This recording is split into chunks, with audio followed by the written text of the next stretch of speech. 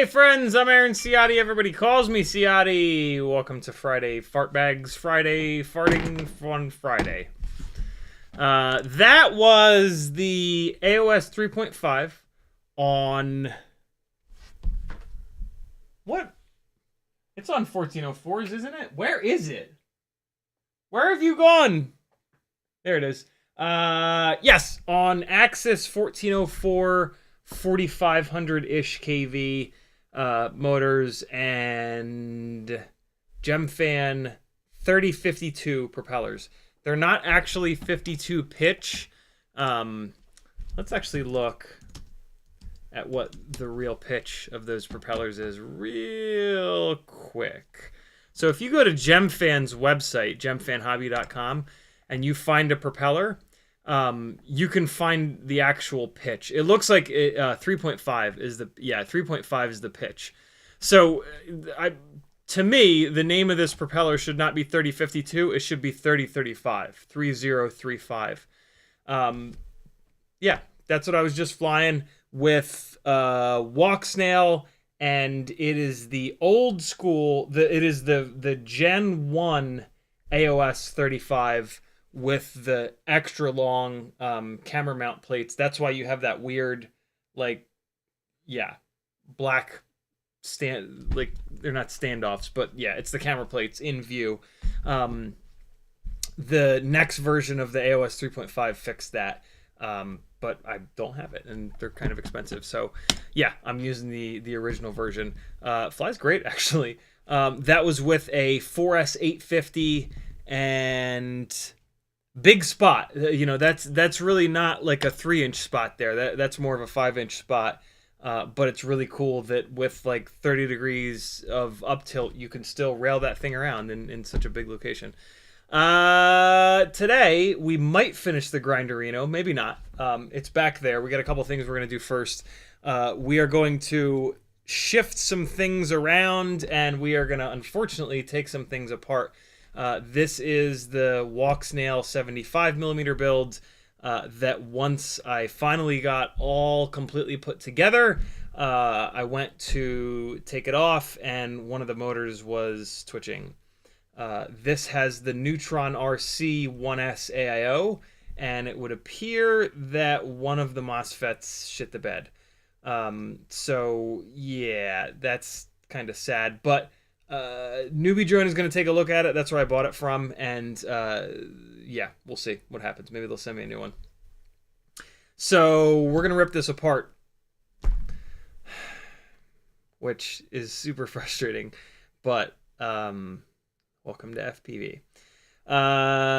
So yeah, we're gonna pull this apart. I'm gonna mail them the AIO, and we'll see what's going on with that. And then this will just sit awaiting the new AIO. Although I don't know. After this experience, I might just buy a another of the Beta FPV 1S non-VTX AIOs. That's what I have in the 65mm Walksnail build, and it's been completely fine. So maybe I'll snag another one of those. I don't know if I'm going to put this back together with that. Once I snag that other AIO, I think what I might do is let this sit, let this wait for the Neutron RC board to come back, especially because I've cut the wire runs down to the exact right length for this AIO. So this is just going to sit and hang. I'm going to build another Walksnail 65, but in a fractal frame, because I want to try to get the camera as far forward and down low to the ground as possible for chasing little RC drift cars. So yeah, this build is going to disappear for a little while. I don't really know what this build is for anyway, though. I think this is a Jungle Gym Basher build, but I'm just so worried about smashing the lens with it hanging out like this. You know, like if I put something down the middle, it's going to hit the lens and it's going to hit hard. I don't know. The way that the lens is mounted, it does have a little bit of give, so maybe that'll keep it from actually exploding. With how hard and often I crash, though, I don't know about that.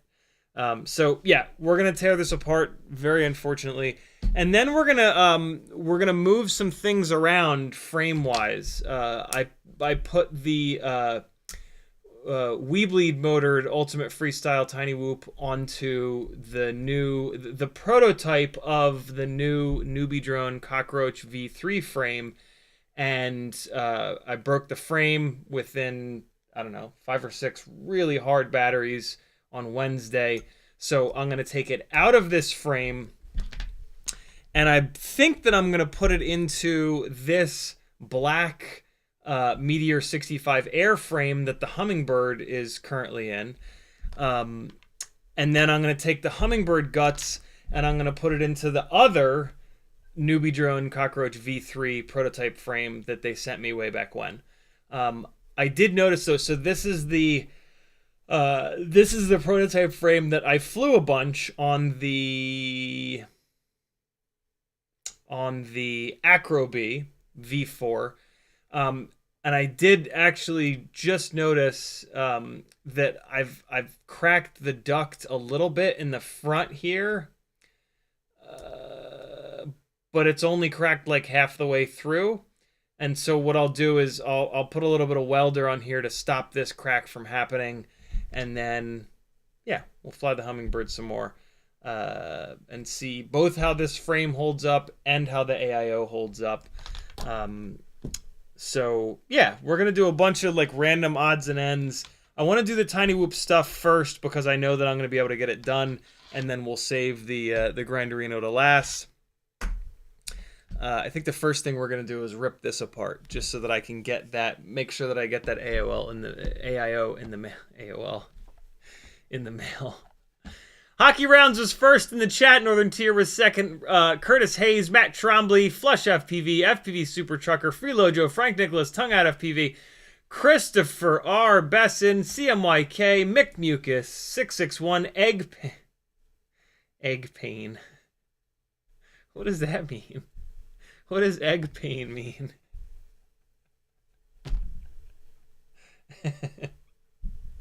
Egg pain. No, that's a YouTube name right there. Mayan Hawk, Kevin Sumner rather, Michael D. FPV, FP Avery, Morton Upshot, Michael D. again, Quad City Bay Area with a $5 super chat. Thank you, homie. He says, your opinion on the strongest whoop frame. Example, Mob is stiff versus Meteor frames bendy. Great question, Quad City Bay Area. So let's just hit all of the frames. I'll take you from stiffest. I'll take you from stiffest to the most flaccid.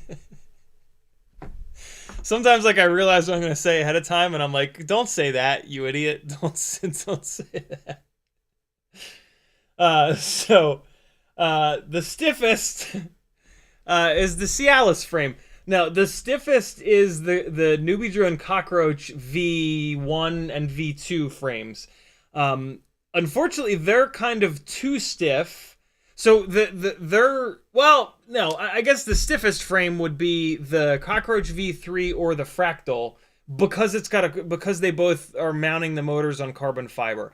I don't recommend that you run either one of those because every time you crash, the motor is going to be so firmly planted in the carbon base that all of the energy of the crash is going to go into the motor shaft, and you're going to start to bend motor shafts, and you're going to have to replace motors a lot.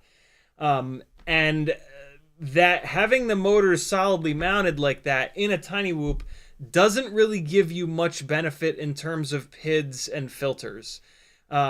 So yeah, and it also kind of like blocks thrust, so you get less efficiency, less power to weight ratio. So I don't really recommend those, but technically those are the stiffest. Those are the hardest. Stop it.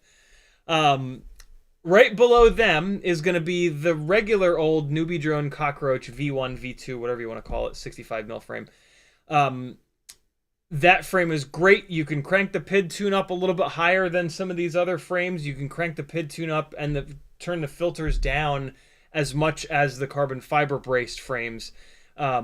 Unfortunately, though, that frame is a little bit too stiff, so the ducts will break. So it's not the most durable frame. You could argue, though, that it is the strongest. You know, Quad City Bay Area asked what the strongest whoop frame is. I don't know, the word strong can be, you can take that in multiple different ways. So, yeah, the carbon fiber braced frames, then the Cockroach frame, the OG Cockroach frame. Then it's going to be the, I guess maybe the Happy Model frame, but the Happy Model frame breaks like instantly, so don't run that frame. Yeah, that frame used to be the lightest weight frame. It no longer is the lightest weight frame. It's always been the most fragile frame. So now that it's not the lightest and it's the most fragile, just don't run it. It's just a bad frame. Then you've got the Meteor 64 frame from Beta FPV, the regular, Meteor 65 frame rather, 64. That is the best all-around frame, and to me, that is the strongest and most durable frame, hands down, by like quite a margin. So yeah, the OG regular old Meteor 65 frame, in my opinion, is the best frame that exists still. One step below that is going to be either the Nubidrone V3, Cockroach V3, or the Weebleed Crown frame. They're about level peggings. I've not had great luck with durability on either one of those, but in both cases, I was running prototype frames, and things change between the prototype and the production, so it's hard to really dial that in yet. And then the most wobbly, the most bendy, is the Meteor 65 airframe, but I would not call it like the weakest. Like it is the most bendy, so you are going to have to turn your PIDs down a little bit, and you're going to have to add a little bit more filtering, but it's still actually very strong because of how gummy it is. So it actually seems to be a pretty durable frame, not as durable as the original Meteor 65, but the most durable of the lightest weight frames, which is kind of cool. And I haven't broken one yet. Maybe I will tonight. But yeah, they've been durable for me so far. And that's all of like the mainstream Tiny Whoop frames. There are a couple of other wacky oddball frames here and there. You know, if they were better, then people would be running them and we would know, but we would be hearing about them. So yeah, we can kind of, I'm comfortable kind of leaving them out because I haven't really abused those frames either to be able to figure that out. So yeah. Market Zeros in the chat. CMYK again. Kevin Sumner again. Light Snail. Chick with a Stick. Bob Bruce. Ram Donko. Wesley Clark. Quad City Bear with another $5 super chat. Thank you, dude. He says, bought Mobula 8 bind and fly. Battery tray broke on the Maiden. That sucks. Tray is so thin. Had a Meteor 85 frame, thick tray. So far, so good. Nice. The 85 millimeter motor to motor world does not have many frame options. I think there's like one, maybe two beta FPV frames. There's obviously the Happy model frame that it came with that sounds like it's not all that durable. And that might be it. I don't know if there are any other 85 mil motor to motor 2-inch propellered Tiny Whoop frames. Can anybody think of any? There are a bunch of like toothpick frames that they make stupid little prop guards for, which don't really work or hold up. But yeah, I think there's just those 3 85 mil actual Tiny Whoop frames available. But chat, if there's any other ones that you can think of, let us know. In the chat, if you want to talk directly to me, you can either support me like Quad City Bay Area did, because this is completely crowdfunded, or you can just type by doing a super chat, or you can just type CiottiFPV. If you type CiottiFPV, it will light up an orange like this.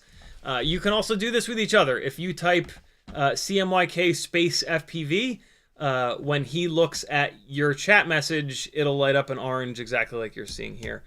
So if you're trying to get somebody's attention, do that. What else? Like I said, this is my full-time job. Head on over to CiottiFPV.com, and there's a whole bunch of different stuff that you can do to help me out. Patreon, as it says here, definitely helps me the most. Shout out to our newest patron member, Justin So. Thank you for joining the gangliest of gangs, my friend. Very, very cool of you. I've got an Etsy store with some fun stuff. I've got a Teespring with some cool stuff. Over on Fiverr, you can work one-on-one with me. Take advantage of somebody with 7+ years of experience that's willing to share all that knowledge. There's a PayPal if you want to do a super chat, but you don't want YouTube to take 30%. And then there's a whole bunch of affiliate links. If you're doing an order on a website on the internet, think of your content creating friends and try to find an affiliate link real quick. It's free money. I have them to WeBleed, Newbie Drone, FPV Cycle, Amazon, Get FPV, Oh My God, Brain 3D, HD0, Flywoo, Emacs, Banggood, Camera Butter, and AliExpress. So if you're ever doing an order from one of those websites, if you remember to hit my affiliate link at any point before you check out, I'll get 1 to 6% of your total order. Amazon, yo! I know you're doing Amazon orders. We're all doing Amazon orders. Try to hit my affiliate link before you check out. Change your bookmark. How do you get to Amazon? Do you have a bookmark? Change your bookmark to my affiliate link. That way, every time you hit the bookmark, I'll go into your shopping cart.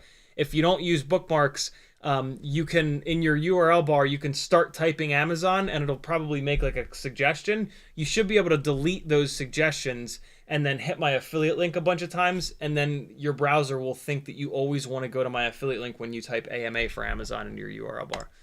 That's what I've had to do because I don't use bookmarks anymore. Because it's 2023, for God's sakes. That's not true. Bookmarks are still a good thing. In the chat, CMYK tagged me and said, "What's up, Gangly Gang?" and CiottiFPV. He also dropped the CiottiFPV.com link. Michael D says, "Just had a thought with the fractal Walksnail. I know you don't like pushers, but that would put the camera even lower to the ground." I don't think it would, because the duct... Where's my fractal build? Oh no, the little ski hat fell.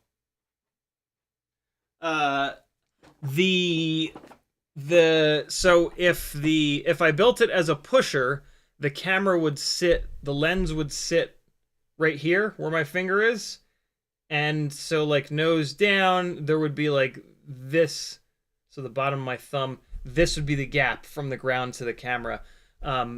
As a puller, there is the battery down here. So like we've got the battery down here, right? And you can see the gap. The gap is like practically nothing between the battery and the ground. The camera is just like scraping on the ground, and you really notice it when you're flying it. Like there are points where like half of your view is the ground, and you're like, wow, okay, that looks really, really cool. If you watch the analog RC drift edit of mine, and then you watch the HD drift edit, in the analog drift edit, like I am slammed on the deck. Part of that is because this is like 6-ish grams lighter, but part of it is because the camera is sitting like another inch closer to the ground. Not quite an inch, probably a half an inch. But that does matter, right? These little RC drift cars are about 2.5 inches tall. So if I can get the camera a half an inch lower, it's actually going to make a difference. Quad City Barry with another super chat. Holy cow, brother. He says, "I'm a 5-incher. That sounds not right. Attempted to build my first Whoop. It was a horror. That's why I bought a bind and fly." Stick with it. Yeah, Whoops can be annoying, but once you kind of get the hang of it, they're actually easier to build. You just have to kind of smash your head into them for a little while. But yeah, stick with it. Whoops become easier to build once you've built a couple of them. And if you can build a 5-inch rig, you can dodge a wrench.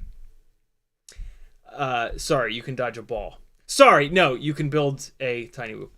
Michael D says, "No, mount the camera on the bottom of the fractal. It would be just like if you flip the current one upside down." So you wouldn't be able to do that because you wouldn't be able to get any up tilt on the camera. The way that the camera mount works, it pulls the camera, it pulls the up tilt of the camera in this direction. So if I left the camera where it was, yeah, the camera mount just won't give you opposite up tilt. There's really no way to just because of the way like the little G-string mount works, like it just kind of pulls the camera in one direction. There'd be no way to like push the camera in the other direction. So you would have to mount it up on top of the thing. Unless, I mean, I do have a fractal camera design 3D printing / 3D design little contesty thing going on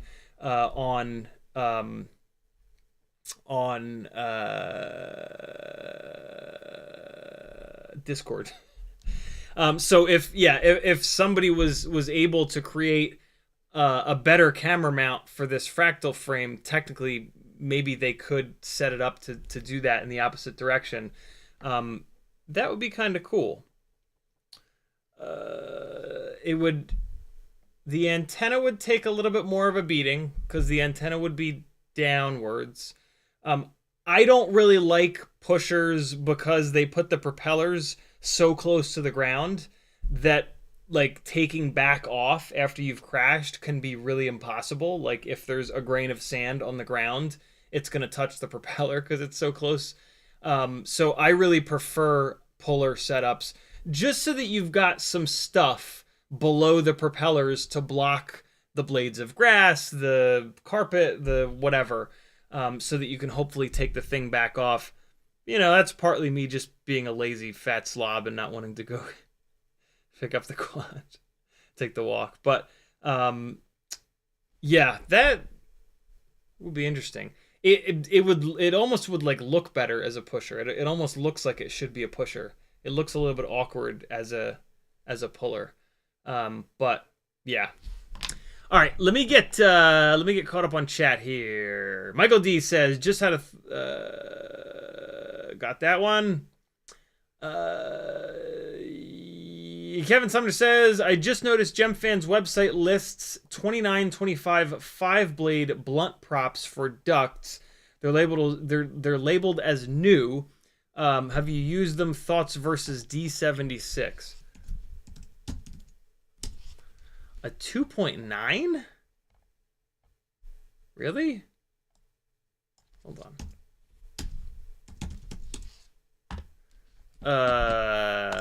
Let's take a look. What'd you say they are? 2925. Let's search for. Come on now. Come on now. Come on now. There we go. Gemfan 2925 by 5. Ah, they're for the Avada. They're for the Avada. Yeah, I have not used these. Huh. Interesting. The pitch is 2.5. So let's take a look and compare them to the D76, which is the 3-inch 5-blade. And the pitch on the D76 is 3 inches of pitch. So 3 versus 2.5. Some of that is coming from the extra 0.1 of an inch. Of course, that is what she said. This guy, though, is T-mount only, which is kind of interesting. 4.2. Excuse me. 4.2. Whoa! What? Why? Oh, look at this. It's a 2-inch. I'll be damned. It's a 2-inch prop hole in the center. So these aren't really going to work on much. Why are they so heavy, though? Why are they 4.2 grams? That's a little weird. Whatever. They're for the Avada, and DJI is AIDS, so we won't dive into those. If these weights are correct, I would absolutely go with the D76. I would stay away from those. There's no reason for them to be so heavy. That's absolutely ridiculous. And we know that these D76 by 5s are just the absolute jam. So I'm gonna say just stick with the D76s. Good call though. I'd seen those. 2.9-inch props at some point, and I'd been like, what? 2.9? And then I looked it up and I saw that it was for the Avada. And then I was just like, yeah, okay, bye-bye. Don't care about you. Good find. Light Sail says, did you guys see T-Dog's 11-gram race build? What? Oh my god. Where is there a picture of that? If I Google T-Dog Whoop, what'll I find? Not a whole heck of a lot. Yeah, I don't know where to find that. Maybe Google Images. I guess there's a chance it might find it. It's not gonna find it. 11 gram. What the hell? That's absolutely absurd. Where'd you see that? I would love to take a quick look at how much he's removed to get the weight down that low. That's insane. Chick with a 6 says, your hair makes me eggplant. What, this hair? Kevin Sumner says, can CiottiFPV say the word stiffest without laughing? I just did. Stiffest. The stiffest of the stiff. Kevin Sumner says, now say floppiest without laughing. The floppiest of the floppy. From stiff to floppy all night long. Scott FPV says, what's up, gang? CMYK with a little up arrow. I think he's pointing to Mayan Hawk asking, how did you come across the soldering goop? It's one of the most used things on my workbench.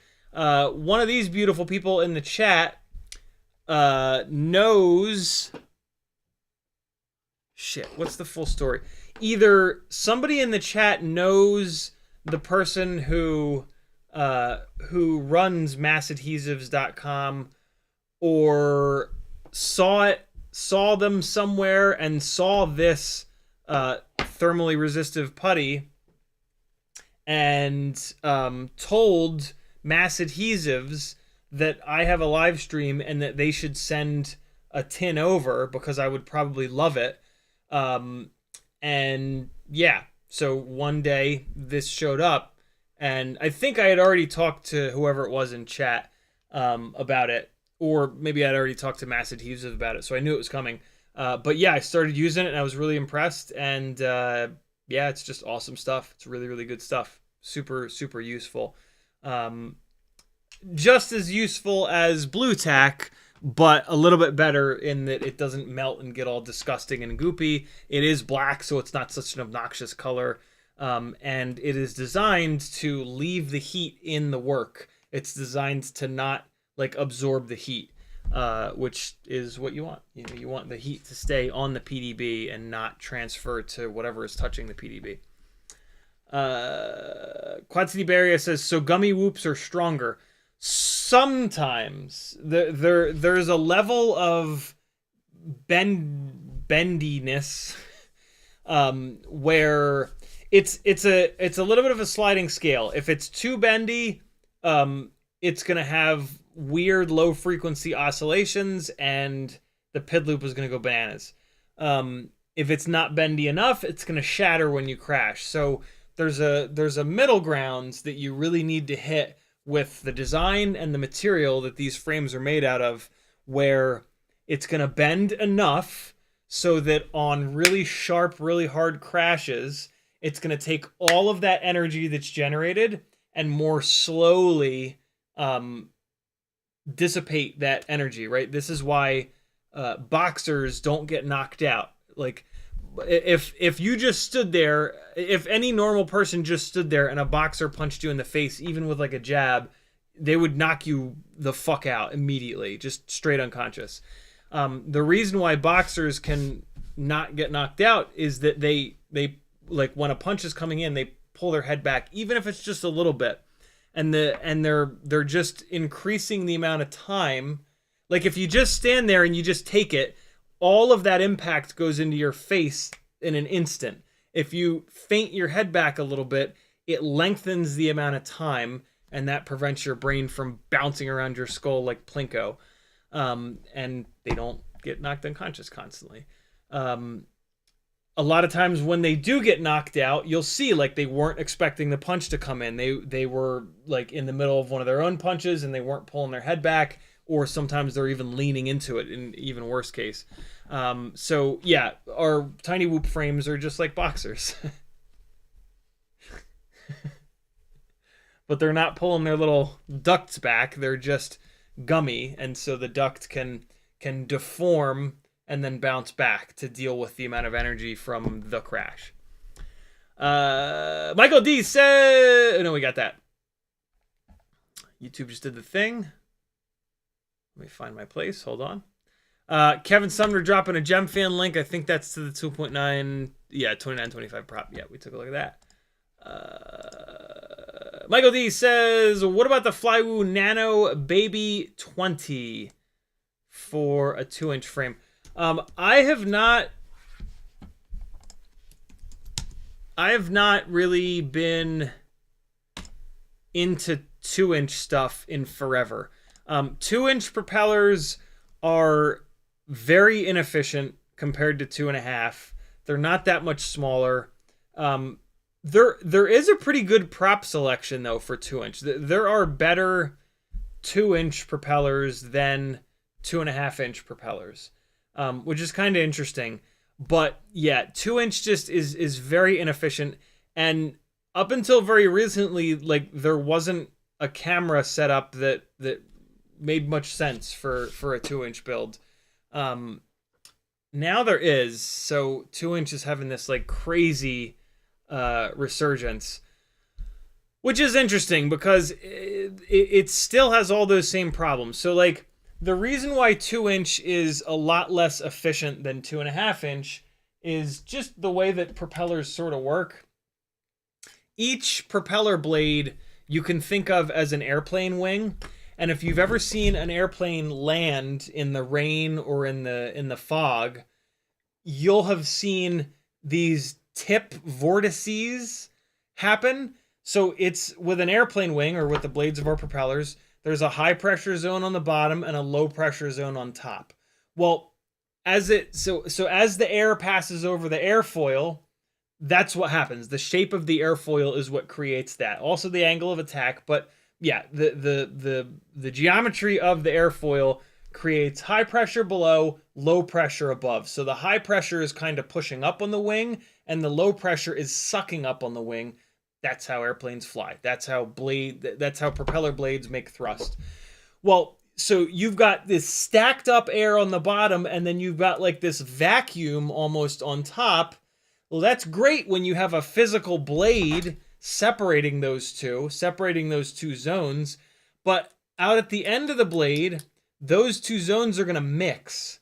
And when they mix, the high pressure tends to want to do this and roll up, and then the low pressure does this. So that's why when an airplane lands, you'll see these tip vortices. Well, the blades on our propellers are just wings from the airplane, so they do the same thing. And that is turbulent air out there. You do not want air to be doing this. It looks cool, but it's not good. It's turbulent, it's disturbed. You want air to be laminar and just to flow really nicely.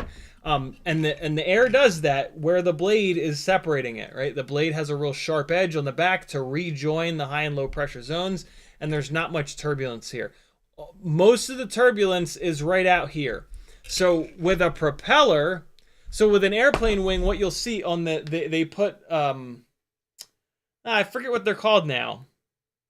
I used to know what they were called, but nowadays, instead of just having the wings look like this, they've taken the tips of the wings and they've folded them upwards, and that's to try to trap the low pressure zone and to give the high pressure a little bit more space to kind of disperse.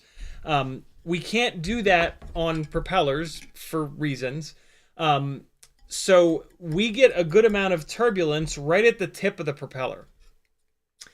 And the problem comes when you've got turbulence coming off the tip of the propeller, and then you've got another propeller coming through. You want the propellers, you want the winglet. Thank you, Market Zero, and Curtis and Adam. You want the propeller blade or the airplane wing to go into as smooth air as possible. And so when a propeller comes around, each blade has this turbulence that's spiraling off of it, and it actually wraps. It doesn't go straight out. It actually wraps around like this, and then the next blade comes right into it, and the next one comes right into it, and the next one comes right into it. So the very outside edge of the propellers is where the majority of the turbulence happens. So this is one of the big reasons that a multi-bladed propeller is less. The more blades, the less efficiency. Actually single-bladed propellers are the most efficient. Bi-blades are the next most efficient. Tri-blades next. Quad blades next. 5 blades next. Because when you add an additional blade, the tips of the propellers where all this turbulence is happening become closer to one another. So you have less time for that turbulence to dissipate and become cleaner air. The same thing happens when you shrink the size of the propeller down. The smaller and the shorter the blade, the closer the next blade is to coming around into that turbulent air. So what we see is that when propellers hit 3 inches in diameter, that's when they start to become like a lot more efficient. And so the difference in efficiency because of this effect between 3-inch props and 2.5-inch props is really noticeable. It is even more noticeable between 2.5 and 2 inches, and so on and so forth. So like our tiny whoop props at 1.2 inches, they're the absolute worst. Each blade is coming around into a ton of turbulence. I think this is one of the reasons why the bi-blade 1.2-inch props perform so well. Although when you have a guard on the outside, that kind of changes things because the guard is going to seal to some extent those high and low pressure zones. It only really works when the prop is like damn near scraping against the duct or the guard. So it's not completely doing that, but it's doing it to like it's definitely having, the guards definitely do have an effect. They're not perfect, but they definitely do help with that situation. So yeah, 1.2-inch props are the absolute worst. 1.6 is still pretty bad, but not quite as bad. 2-inch props are still pretty shitty. 2.5, between 2 and 2.5, there's a big change. There's a real serious increase in efficiency and thrust. You get a bunch more thrust when the propellers get bigger. We know that.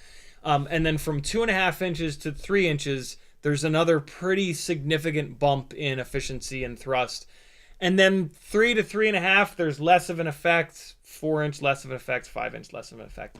But that's one of the reasons why 2-inch rigs have been kind of like bastard children for a while, and nobody's really built them because you lose a lot of runtime. You lose a lot of thrust. To make up for the thrust, you have to crank the KV to the moon. Now it starts to sound really grindy and really high pitched, and they just sound nasty. So yeah, that's why 2-inch rigs have not really been around much. Nowadays, though, we're trying to get this O3 air unit up in the air as light as possible, and it's a little heavy for 1.6-inch props. So 2-inch propellers have kind of exploded in popularity because it's kind of the smallest you can possibly build a rig that can confidently carry the 26 gram, I want to say, O3 air unit. So yeah, there's something cool on Discord. Discord's not even running right now for some reason.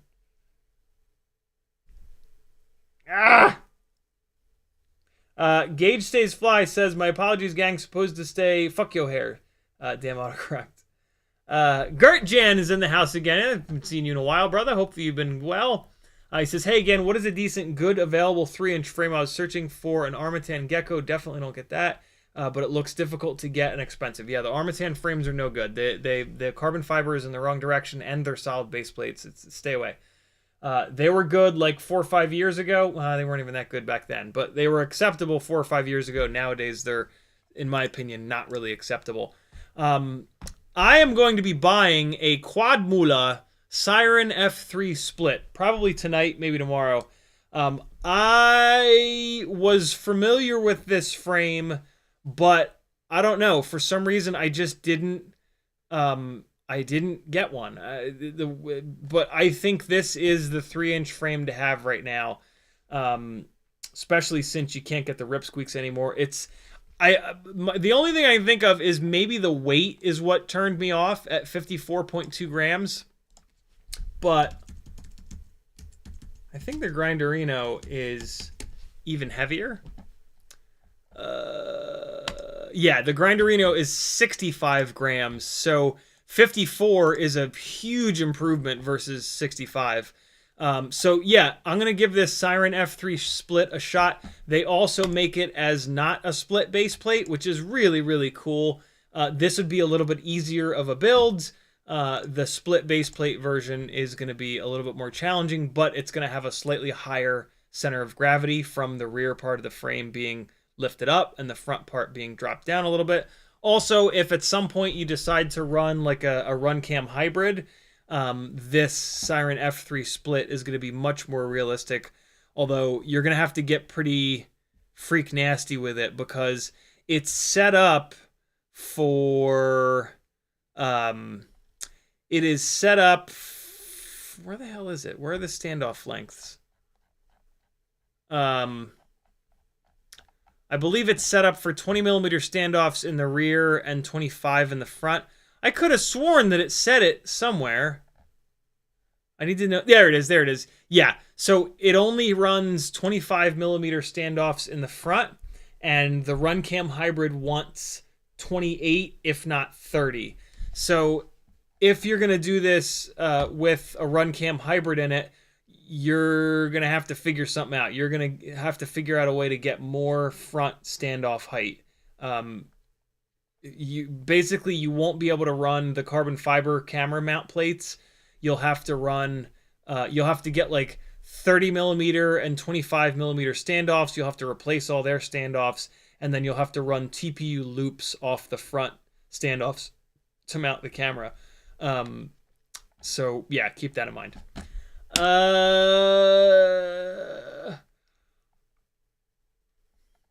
Ramdango says, I couldn't believe a build I saw left comments on your last video and theirs. Tell me more, Ramdango. So yeah, unfortunately you can only buy the Quadmula frames from their website, so hopefully they'll ship to wherever you're at. Gert Jan. But yeah, I think this is the 3-inch frame to have at the moment. Lot of different setups here. You can do an 03 setup. When you change the VTX setup, they send you different camera mount plates. I think that's the only thing that this kind of changes here. I really wish, and I'm going to put into the order notes, I'm going to ask them to send me all of the camera mounting plates for it, so that I'm not like locked in to just one VTX. But yeah, I'm kind of excited. This will be pretty cool. Quadmula is doing some really cool stuff. They've got all kinds of stuff going on. So can't wait to try them out. I'm shocked and horrified that I have not checked out a Quadmula frame yet, because they're making some really good stuff.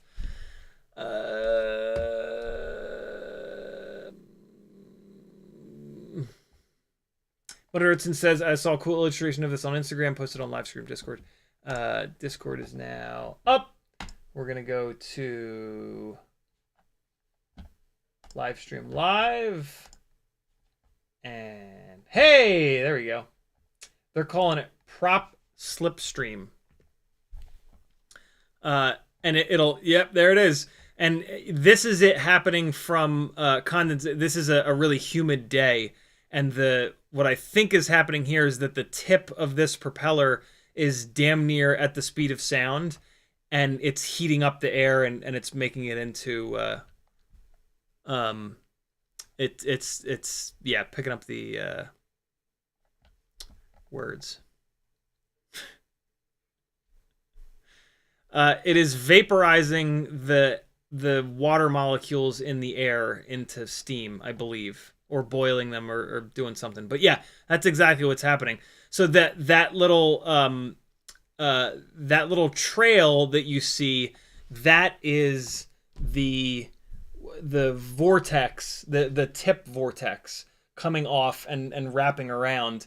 On airplanes, they typically run bi-blade propellers for the extra efficiency.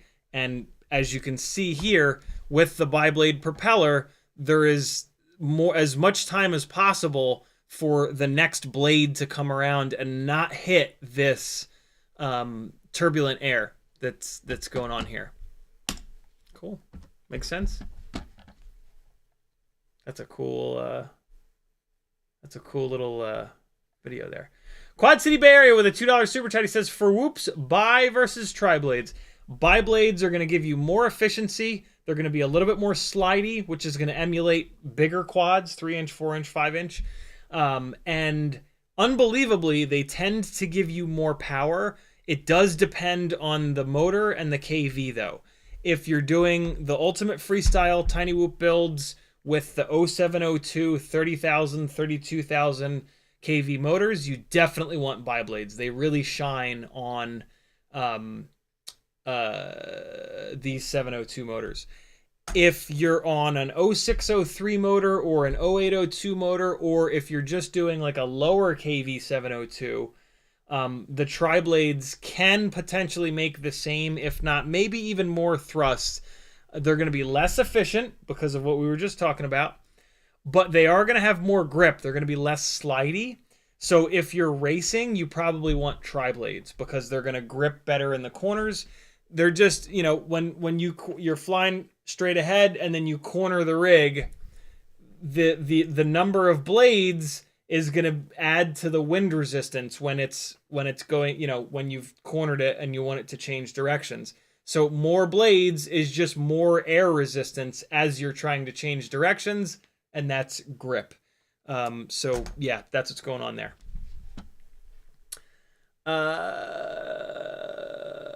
Danzilla the Terrible says, good evening, Gangly Gang. How goes it? Good to see you, CiottiFPV. Speaking of Danzilla the Wonderful, he messaged me the other night. He said, yo, the people, and I think he wants to know all about those Axis Cinematic 2004 motors that we were looking at the other day. Axis 2004. I bet you it's not going to come up. It's got a letter in front of 2004. Axis Cinematic. Let's see if that'll pull all the motors, and then maybe we can find that 2004. Farts! Come on now. Let's see if we can find it here. Motor stator size. Yep, that's what we want. And then 2004. It should be in here. Better be in here. Nope, it's not. I think I found it with Google. Axis 2004. Christ. Axis and Allies. There it is. Oh, right. They have it labeled wrong on their website. I remember now.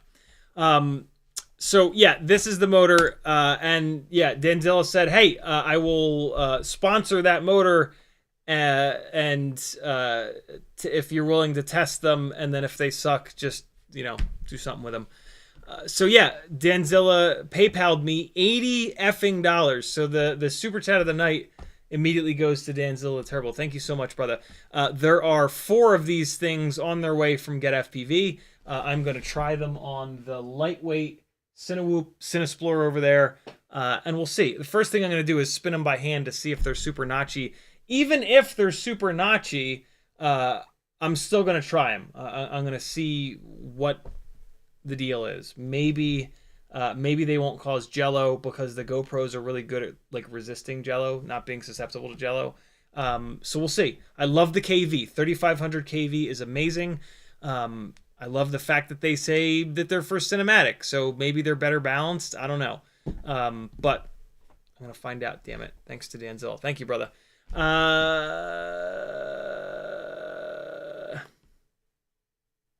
Danzilla says, why is that Siren frame so good? It's basically just the lightest of the 3-inch frames that are school bus style.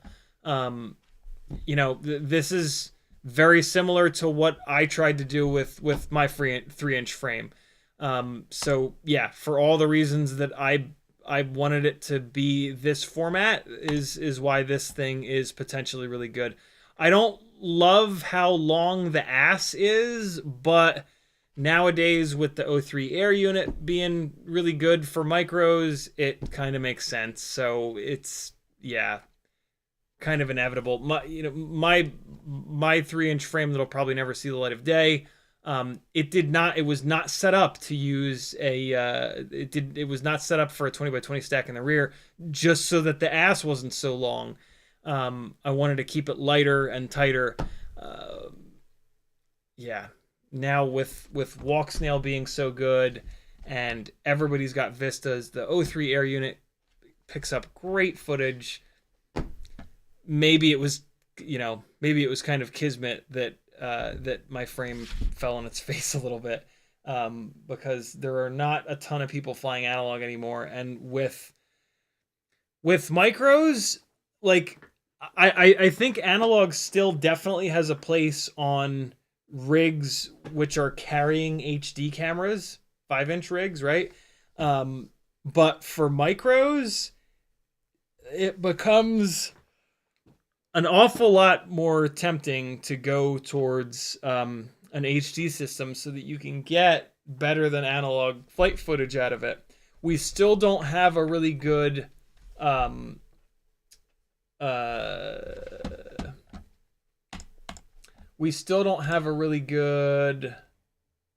Oh, those are the CiottiFPV just posted a video in Livestream Live with the those cinematic motors.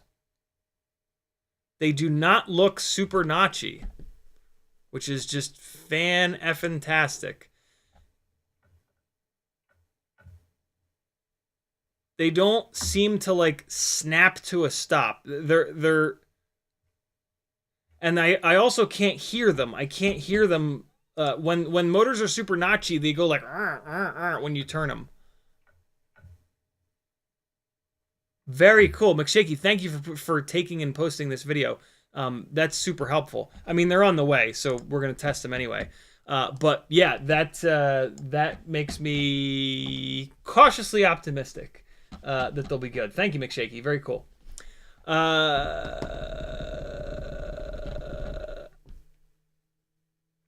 Yeah, Walksnail, Vistas, even HD0 and the O3 air unit on 3-inch micros, that is a hell of a little rig to collect HD video quietly and safely, rather than, like with analog, sure, if you can find a RunCam hybrid, you can get some HD, but the RunCam hybrid was kind of finicky. It was never super durable. The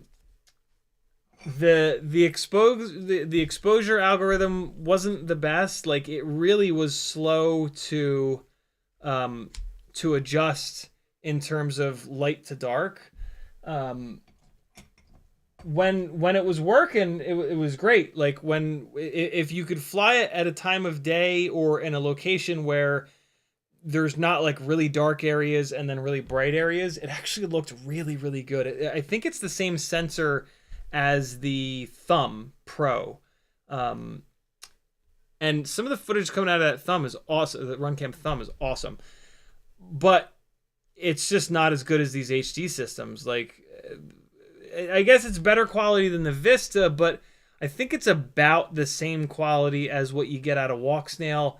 No, it's a little bit better. It's a little bit better than what you get out of Walksnail, but it's pretty close.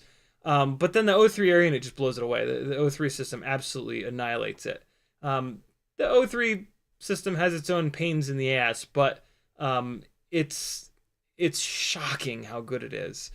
So yeah, this Siren F3 frame is super interesting.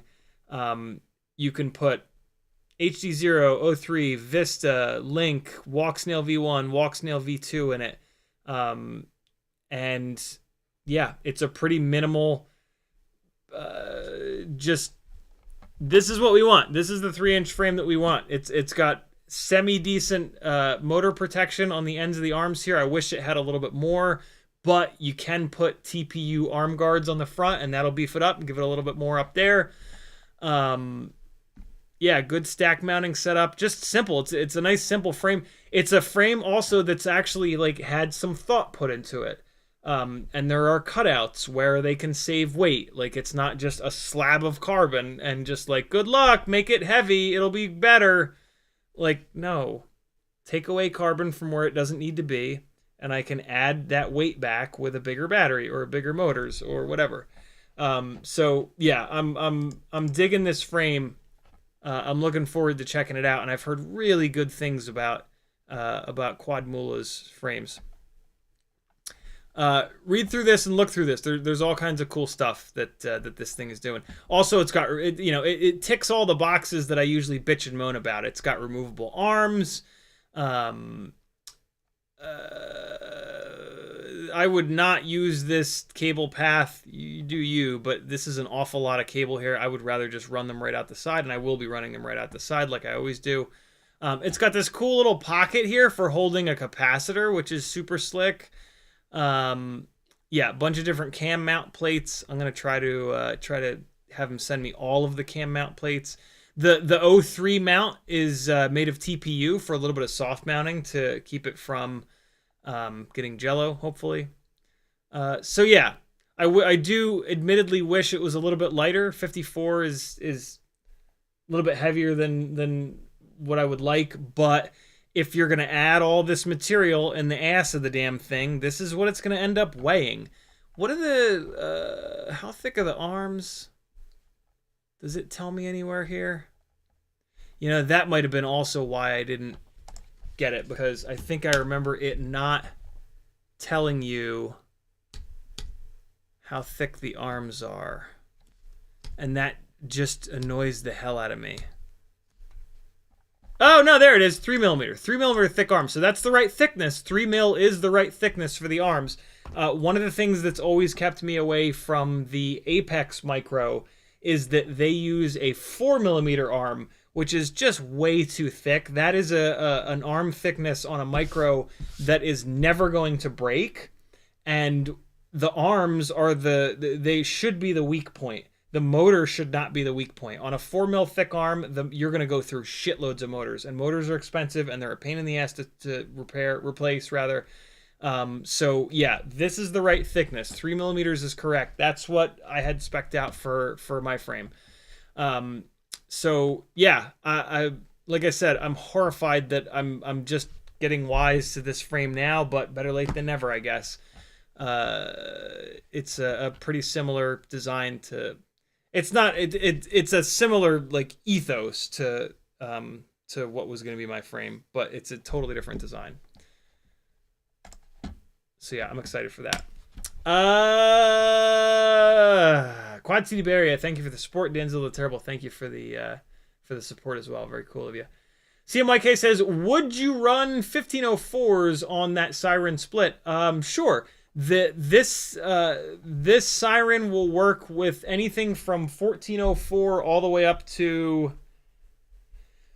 You could put an 1804 on it. An 1804 is going to be a little bit big. I would go down to 1604. Biggest motor that I would put on it would be a 1604. Smallest motor I would put on it would be a 1404. 1605 is basically the same size as the same volume as an 1804. It's going to be a little big.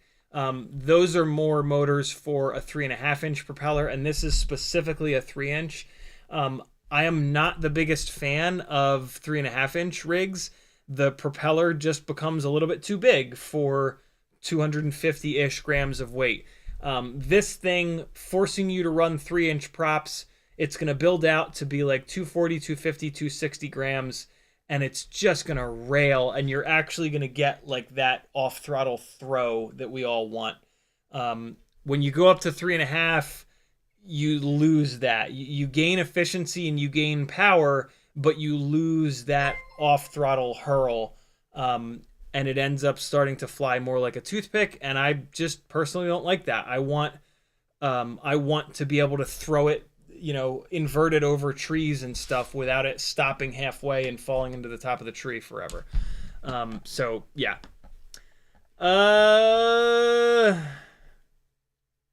What else do we have here? Meta Ritzen says Tooth Fairy 2 in 3 inch configuration is 42 grams. Is it? That's really light. The problem with the Tooth Fairy 2, though, is it's kind of specifically for the Vista. You can't really run anything other than the Vista in the rear of the Tooth Fairy because it doesn't have rear standoffs. Maybe you could put... No, you couldn't.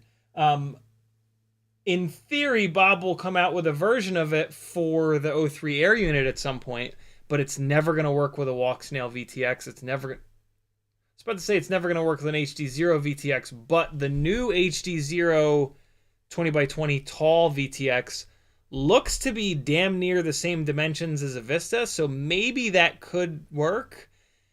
But yeah, it will not work with analog. It will not work with Walksnail. So yeah, but other than that, it's a great frame. Tooth Fairy 2 is an awesome frame. I have one right back here.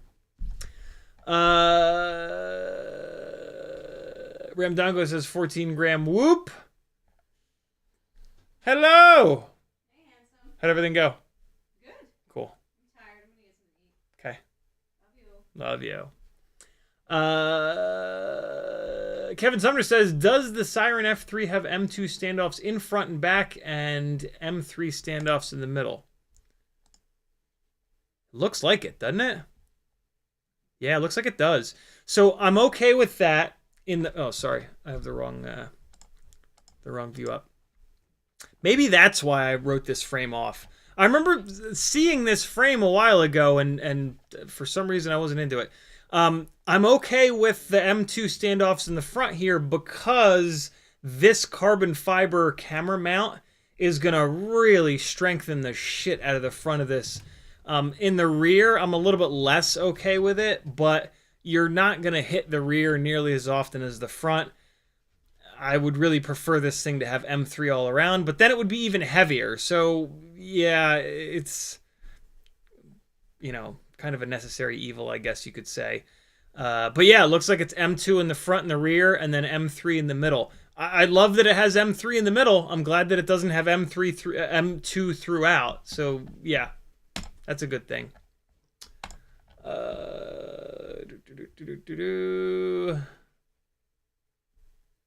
Gert Jan says, I live in the Netherlands, Europe. Thanks for the tip. Armatan looks nice, but you're better and cheaper. But your is better and cheaper using 1407 motors.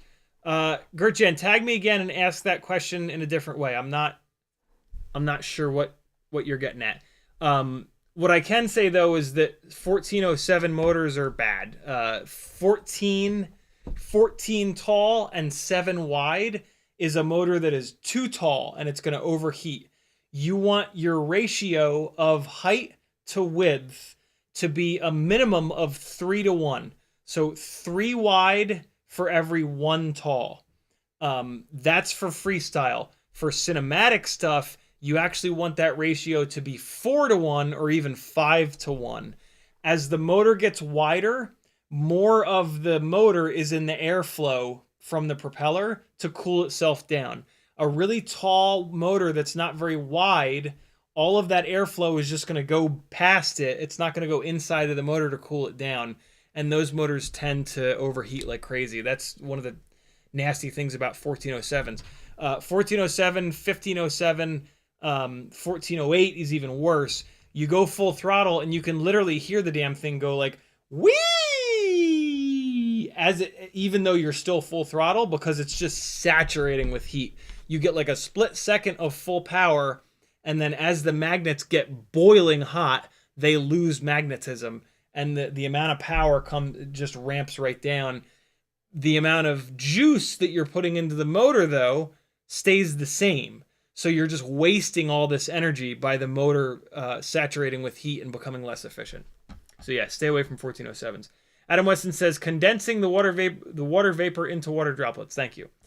Denzel the Terrible says, I have the AOS 3.5 with DJI 03 under 250 grams, and I love it. Yeah, the AOS 3.5 frame is a really good frame. There are some things that I don't love about it, but yeah, it's a nice frame for sure. Market Zero says, you can't run the 03 on that Siren frame without the top plate being in view, just like the Grinderino. Yeah, I heard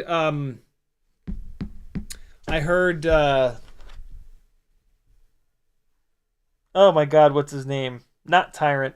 Maybe Tyrant. Is it Tyrant? I think it might be Tyrant FPV talking about that. He crops his footage in a little bit. He says it's not bad. He says you only have to crop in a little bit to get the top plate out of view.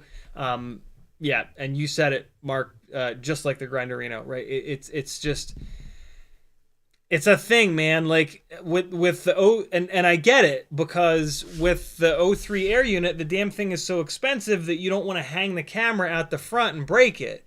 So it's tough. Like, I'm hoping that I'll be able to push the camera upwards enough to get a bunch of that out of view. I don't know. I don't know of another way. Maybe I'll ask. Maybe in the order note, I'll ask them if they're maybe willing to share that STL file, and then maybe somebody can modify it to push the camera forward a little bit. But again, then we're into the danger zone of breaking the camera, and I don't even think they sell a replacement camera yet. O3 air unit replacement camera. Okay, wow. Oh my god, it's $110 fucking dollars. They do sell it. Oh. Oh. Oh. Oh, that hurts my soul. 110. Oh, you thieving whores. It's a pretty impressive camera though, so it's probably them just not being, because like the Avatar replacement cameras are like $60, but 110 is one hell of a jump from 60. So I'm sure they're getting a couple bucks there. But you know, DJI is a big company, and there's probably a couple people with Porsches and Ferraris in the parking lot. So you know, we got to pay their salaries. We got to make sure that people can have much more than us. It's very important for us to sacrifice so that just a handful of people can have everything, and to hoard it and lord it over all of us. It's very important. America. We screw ourselves over at every opportunity. But, you know, America. Cheeseburgers, hot dogs, inequality, America, apple pie, Jackie fucking Moon. I was doing pretty good, not cursing. Like Shaky just dropped a AliExpress link. Oh, look at that! Just the front part of the lens, it looks like, for $50. That's a good find. Here we go. Here we go. Here he is. Get off that couch.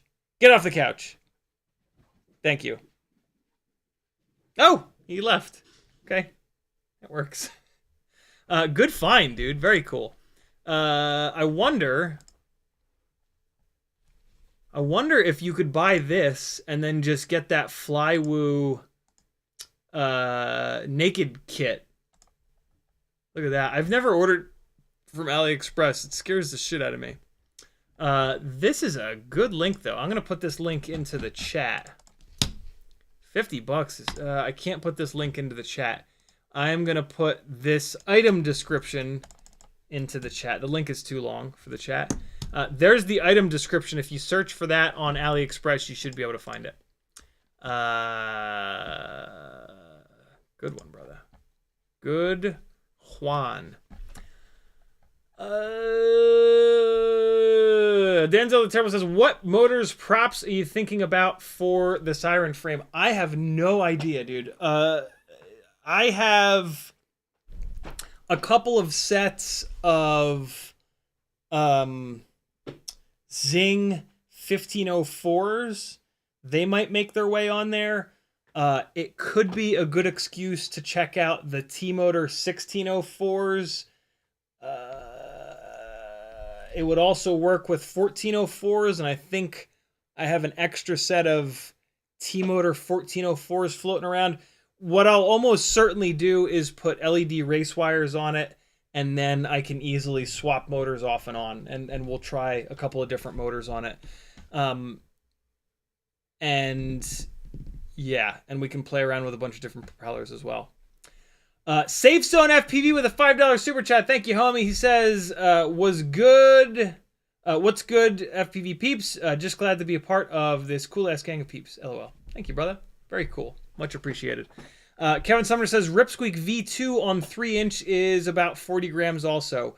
Yeah, it's the original Ripsqueaks on the thinner arms were like 30 something grams, but then once the arms got thicker and the frame got a little bit longer, it broke the 40 gram barrier. So yeah, the Siren at the F3 Siren at 54, like yes, that's a lot more, but and it's gonna like, you know, my Ripsqueak builds are pretty light because they had the Run Cam hybrid in them and whatnot. So now we put these HD systems in, it's gonna gain a little bit extra weight, but I like the way that extra weight flies. I like 3-inch rigs at 250, 260, 270, even 280. So I'm excited. Good God, it's 8:18 already. I need to move this chat over and start getting some stuff done on the workbench because I put a whole bunch of things in the description of this live stream. Hold on one second.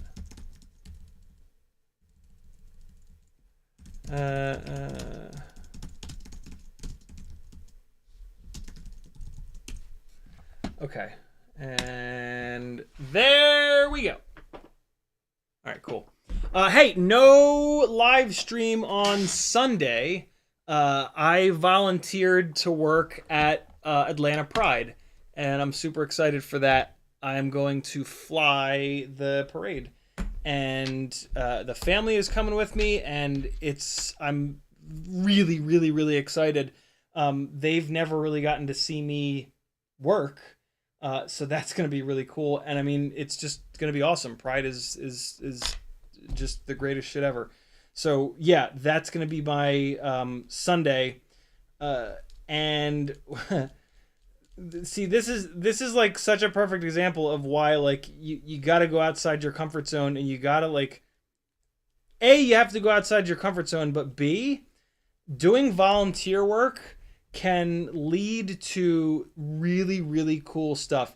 If nothing else, you're going to meet really cool people because the other people there are other people that are willing to volunteer. And people that are willing to volunteer are just naturally really nice human beings, right? So, like, worst case scenario, you're going to meet some lifelong friends, I'll bet. If not, you could potentially have something like this happen where the president of Atlanta Pride also works with Warner Brothers. And when I after I sent the email offering to volunteer, DJ was like, "Yo, can we just talk for just like a minute? Do you have just like a minute to talk?" And DJ is like, "Man, I don't know what it is, but you just got in touch with me at the perfect time. I've been looking for a drone pilot. Every single drone pilot I've worked with here is just giving me like surveillance footage, and that is not what I want." And we had this just amazing conversation, and yeah, DJ's like, I've been wanting one for work and for Pride and for all this stuff, so this could lead to like some really, really, really cool stuff. But yeah, DJ was like, thank you so much for volunteering. That's amazing. That's perfect because I don't have budget for Sunday left. But it was like, I want you to come out Saturday if you're free, and I do have budget for Saturday. You can get me some establishing shots or just anything that you can get. So I'll be there on Saturday as well. And yeah, I'm really, really, really psyched up for this. Family will get to see what I do for a living. We'll all get to hang out with the coolest group of people ever.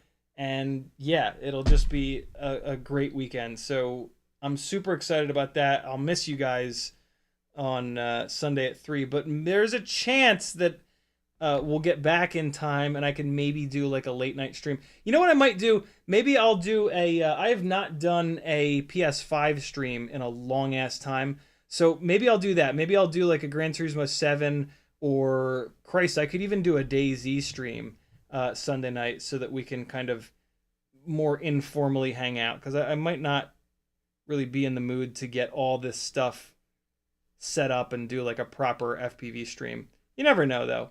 But yeah, I'll try to do some kind of a stream on Sunday night so that you all don't have withdrawal and smash the TV or anything like that.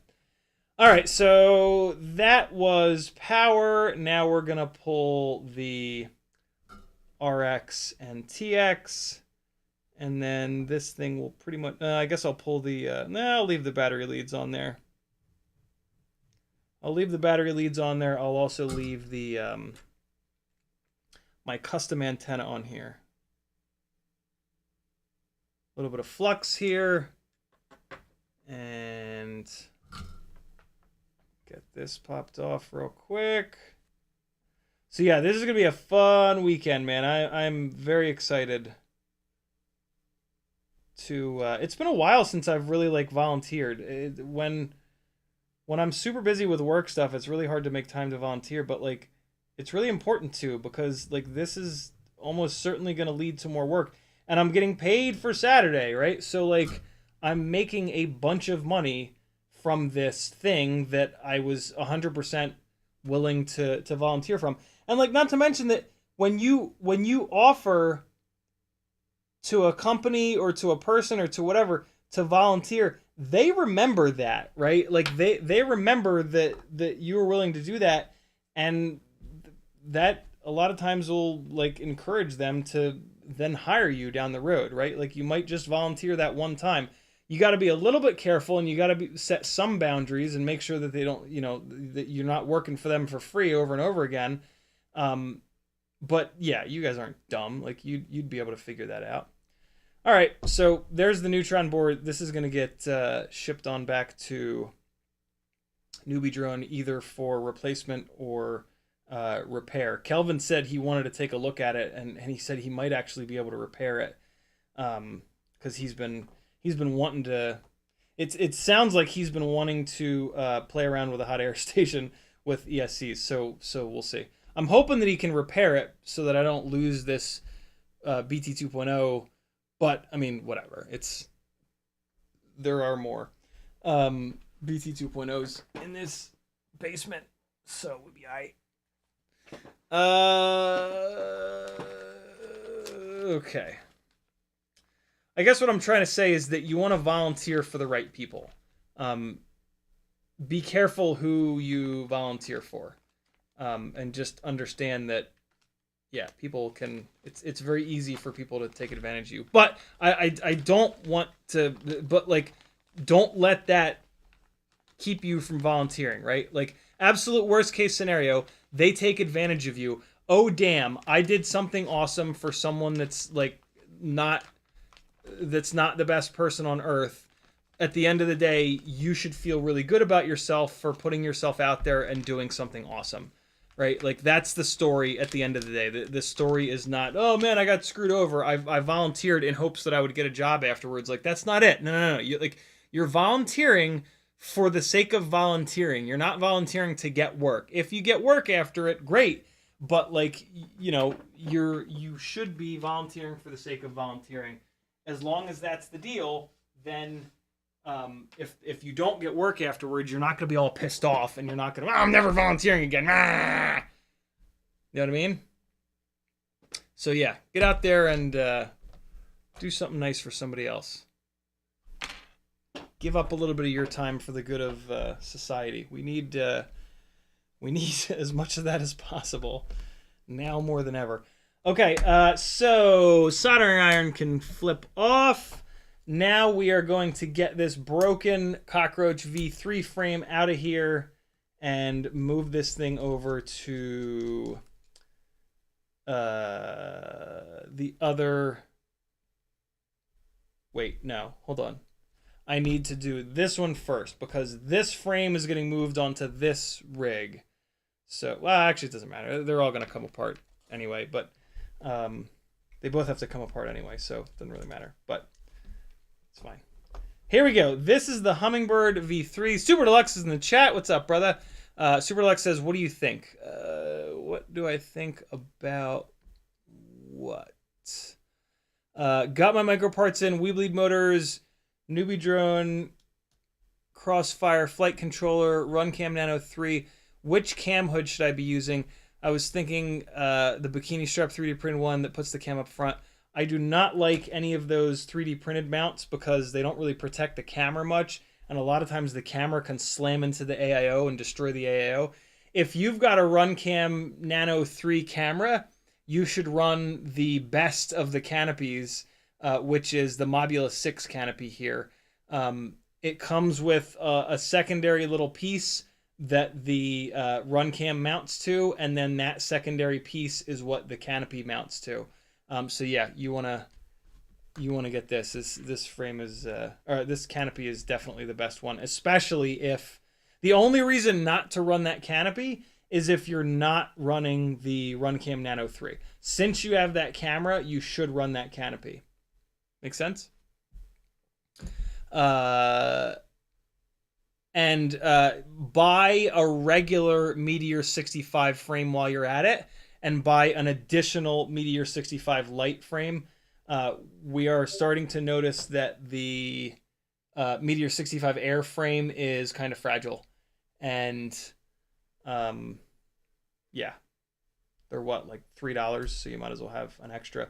And I want you to get the regular Meteor 65 frame because it is the opposite of fragile. It is like damn near indestructible.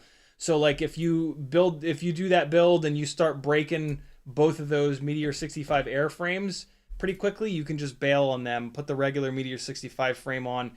You're only going to sacrifice a couple of grams, and as long as you got motors that make good power, you will barely notice the extra weight. Hell, you could even say like, hey, the extra weight is giving me more off-throttle throw for more of those big nasty CiottiFPV basement moves. So yeah, there's that. All right, there are the guts to the Hummingbird, and now I need to remove these murders. Got 2 light frames. Awesome. You might need them, unfortunately.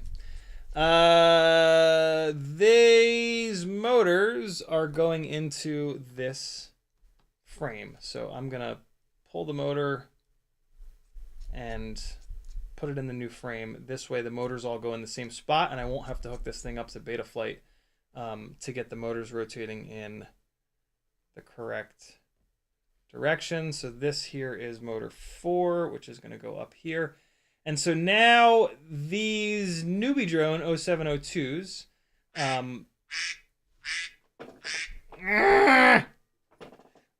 they need really short motor screws. And now this frame needs really short motor screws as well. So these are the somewhat shorter. So these are the motor screws that the Newbie Drone 0702s come with, and they are shorter than the normal motor screws. I'm going to try one of these, and I bet you it's going to be a little bit too long. This prototype frame came with even shorter motor screws that I think I'm going to have to use, but let's at least try one of these out of curiosity. The Newbie Drone 0702s have a PDB right above the stator base where the screws go, and that PDB does not have holes in it. So you got to make sure that you don't put motor screws in that are too long, or they'll hit that PDB. And I can't get this motor screw to go in. It's what's it doing? Is it cross-threading? What the hell's happening here?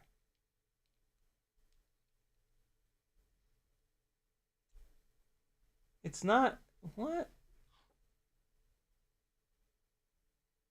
Hold on. There we go. Well, it's either cross-threading or it's hitting the, I don't know. It's not going in there, and it's probably going to be too long anyway. So I'm just going to use these screws that the prototype Newbie Drone Cockroach V3 frame came with. Um, so let's get these out of the way. I got to keep these screws straight because I've now got 3 different lengths of Tiny Whoop motor screw on the bench, and like I think they're like a ½ millimeter off from one another, which is just absurd. Like it's really hard to tell. It's really hard to tell which one is which. So yeah, I'm gonna have to be a little careful here. Yeah, these are the ones. These are the right ones. Yeah, if you buy a Cockroach V3 frame, make damn sure that you keep those screws somewhere safe because they are a specific screw that you're only going to use if you're not using the carbon fiber brace, which I do not recommend that you use.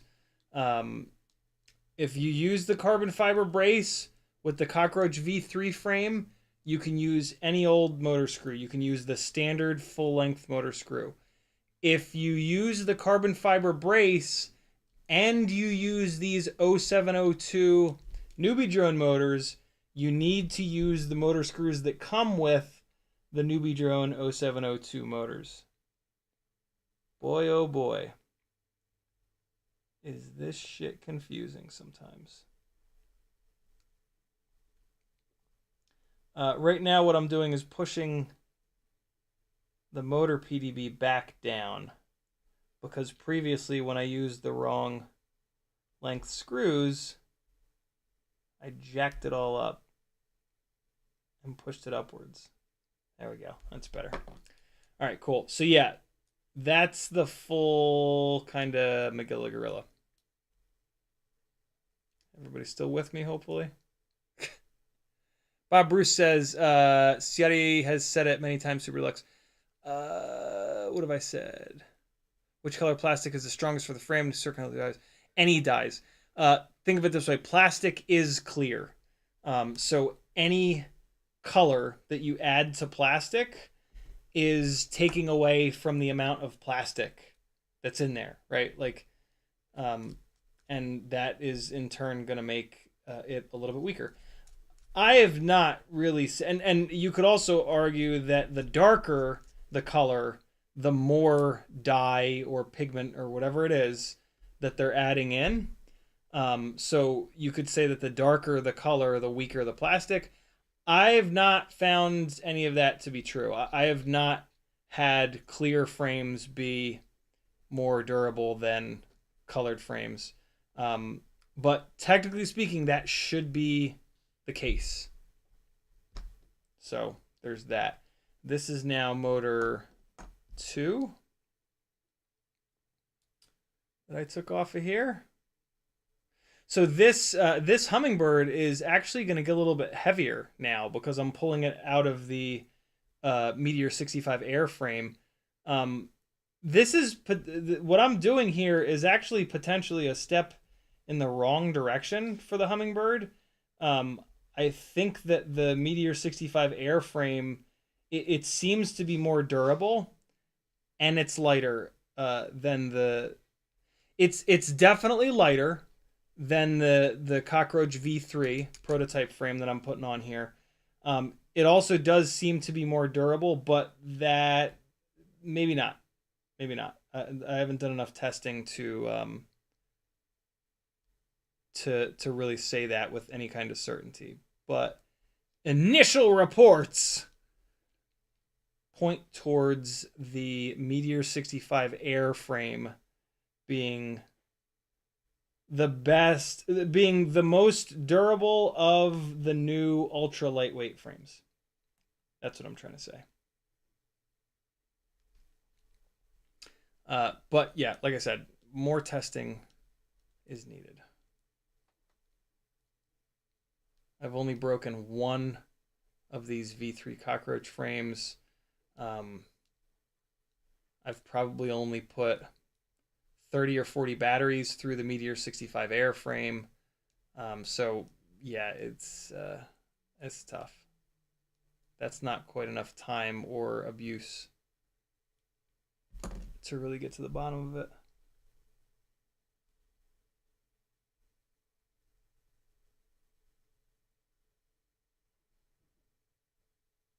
these screws tight? Man, I can't even tell.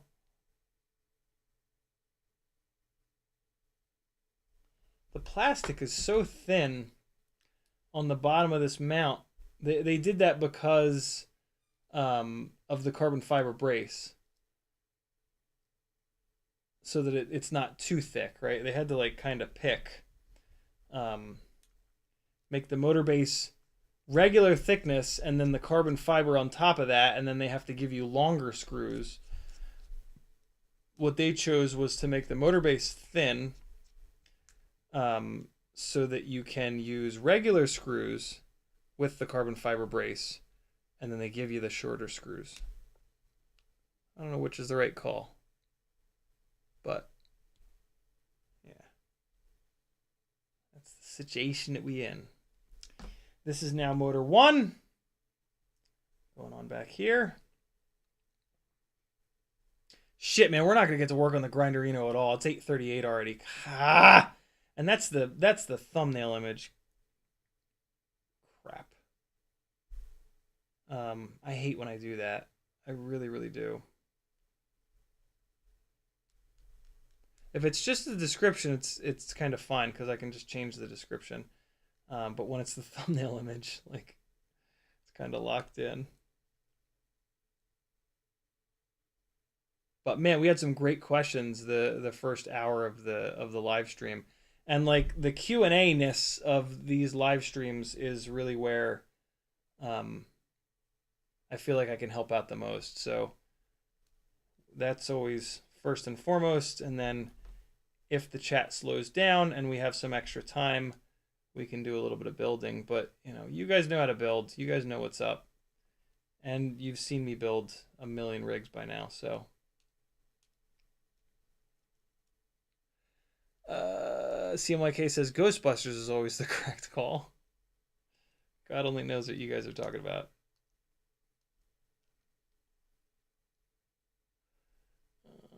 Okay.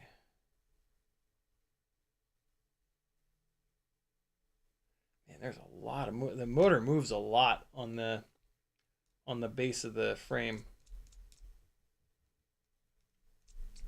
All that's really left on the Grinderino is to get the Walksnail VTX and wired up, mounted, and then the camera mounted. So we're pretty close on that build.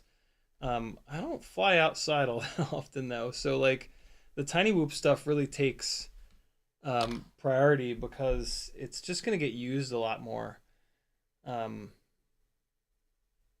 Yeah, up here in Lawrenceville, there are not that many great places to fly that aren't like half an hour to an hour away. So yeah, I've not been flying outside as much as I used to. And in front of the house, like it's kind of okay. There's a couple cool trees, but like I don't know, I don't want to piss neighbors off. Everybody's been cool so far, but yeah, I don't know. At the apartment, that little area out in front of the apartment was a really cool spot to fly. Like the way that the trees were laid out, and there was the jungle gym, and that was just like a unique little spot to fly. This is, you know, here it's just like a street. I mean, there's a couple big tall trees and whatnot, but man, they scare the shit out of me. I don't want to lose a rig up in them. And with a micro, like putting a rig up in the top of one of these trees, like it's just gone. It's just gone forever.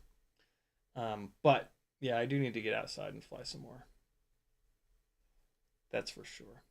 Once I get the AOS 35 dialed back in a little bit more, I got to get some replacement screws into the frame. And once the Grinderino is built, I'll definitely be putting those up outside. And I also have Dare V's crazy 1408 tubular carbon build to put up in the air and try out. All right, we got it. It's the one that he sent to Joshua, and he flew for a little bit. Here is the Hummingbird going back in here. One of the other reasons I wanted to put the Hummingbird into this frame is that it looks like Newbie Drone uses slightly longer USB ports, and which makes sense because in their frames they give a little bit more space where the USB port is, a little bit more vertical space to where the battery is held. So this frame with this AIO will be a little bit of a better match, to make sure that the USB port is not bashing into the battery. It was leaving marks in all my batteries, which is how I figured it out. All right, front screw, side screws, and then the rear, and the Hummingbird is back together. I'm going to take these 0702 specific screws here that I just pulled out of this, and I'm going to put them somewhere safe. I'm hoping that I maybe saved the little case that the 0702s came in, and I can put the screws in there. That would be just wonderful. Just terrific. That's just terrific. Regular old Whoop canopy screws on the front and the side, but then the rear screw is going to be one of these extra long Mobula 7 HD jobbers that I got from Race Day Quads. I think you can also get them on Amazon. Okay, here it is. Happy model to the rescue. Never thought I'd be saying that. Although that's not true, man. They make the best AIO right now. Okay. Hummingbird is back together. Happy days are here again. I wanted to put it up in the air after I got back together, but it's a little too late for that. So I'm just going to crank these screws down the rest of the way, and then we will fly this on maybe Monday or maybe Wednesday. See how it is in this different frame. There we go. All right, good to go. I guess I'll plug the motors in real quick. I'll take another second.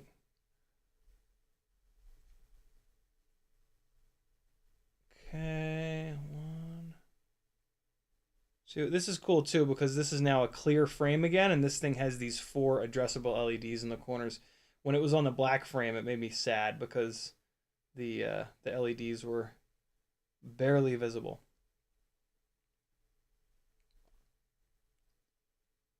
Come on, there it goes. All right, that one, and then this one. Cool. All right, Hummingbird is back together. I'm really tempted to rip this apart, but it would take the entire rest of the time. So instead, I'm going to just put these motor screws sort of away, and I'll do this frame swap on my time. All right, so these, I'm going to also label this because there's a really good chance that these will just disappear into the ether. So we're going to say NBD 0702 shorter screws. Okay. Good to go. We are staying organized. It looks like they sent a bunch extra. And there's one screw in there that's too long.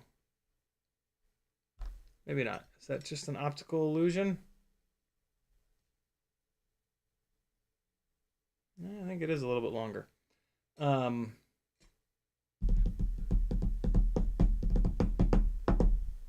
What I can do is just put these directly into the box where the prototype frames are that they sent me. So let me do that super quick. And then we can Grinderino the night away. We can grind the night away, yo. Mick Mucus says, thanks. How do you run an ant camera with a Happy Model board? I got one and it came with JST 1.2 plugs. I'm gonna buy different cords. Seems like the Mobile 8 comes with one. Yeah, sometimes these cameras come with not quite the right cord for the plug, I should say, for the AIO that you've got. So yeah, you got to figure out which. I don't know offhand which one is which, but you should be able to. There's usually only two. There's the slightly bigger and the slightly smaller. So if it doesn't work, it's one or the other. If it doesn't work, it's one. Then you gotta look for the other one. Dig through your parts bin. You might have one floating around. I'm just gonna tighten this one screw up just so I don't lose the damn thing. And then yeah, we'll put this Ultimate Freestyle Tiny Whoop back into a Meteor 65 airframe, and then we can continue to durability test the airframe. See if we can break one of them. So these two guys stay together because they're gonna get combined, and this guy is ready to go back up in the air and get beaten some more. Grinderino time. Let's dig in here. It looks like I got the ELRS receiver on here. That's good. I need to put LED race wires on here. That's gonna take some time. Okay, so what do I want to do? LED race wires or Walksnail? Let's do the LED race wires because they're sitting right here, and I got these slightly longer ones which should work really nice. I just want to make absolutely sure that my... Whoa. Okay, so I'm going to do this a little bit different. I'm going to solder the LED race wires to the motors first. Usually I do this the other way around. But in this case, these motor leads are really short, and I want to make sure that they're long enough to reach. So yeah.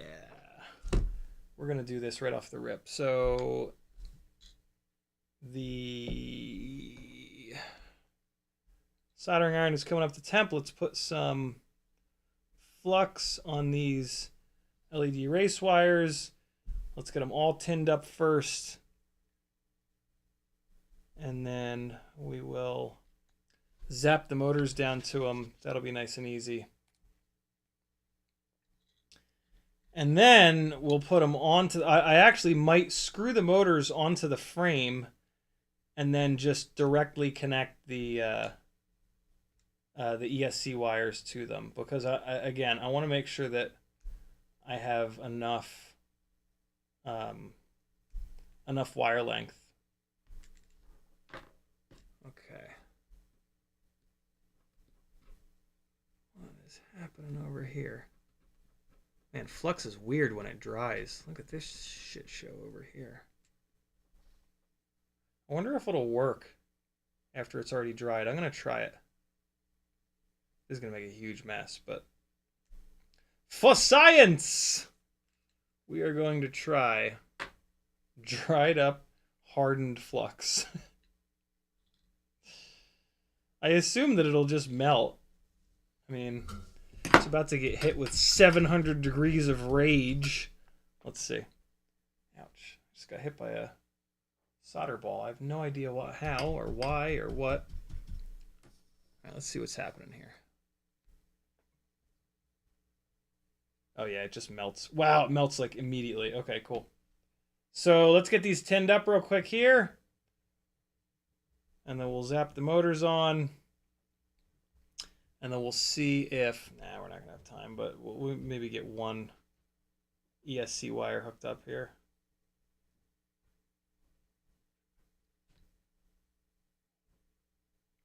So I did a terrible job. Let's pull these back onto the wood. That's what she said.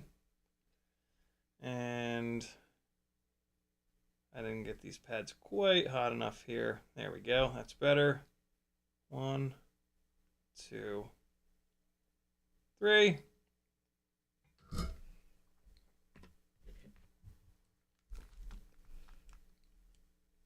Give you all a better look at what I'm doing here. Okay. So we've got the flux on here, which is going to allow the heat to transfer really nicely and quickly. 1. So we're putting the tip of the soldering iron onto the right side of the pad, and then I'm adding the solder to the left side of the pad. Solder travels towards heat, so that is going to fully cover the entire pad by doing it that way. I have a little bit too much solder on this first pad, so I'm going to pick it up with the tip of the soldering iron. Again, because solder travels towards the heat, you can do that.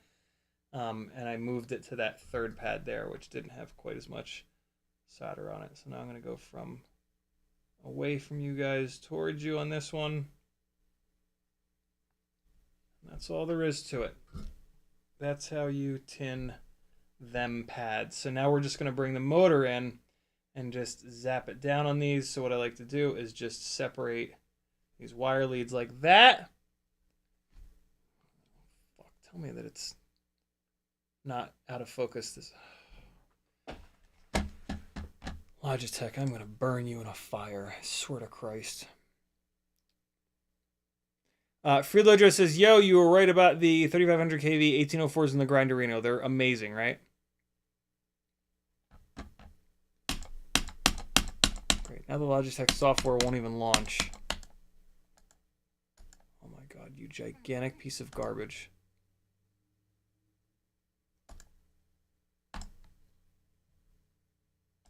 All right, force quitting, relaunching. In 6 minutes, Bot Grinder's stream starts. Get ready to go do your drugs, friends. Get ready. You're gonna want to be ready for that. Okay, C922. Let's turn auto. Oh, Jesus Christ, on a crutch. Fix your fucking software, you assholes.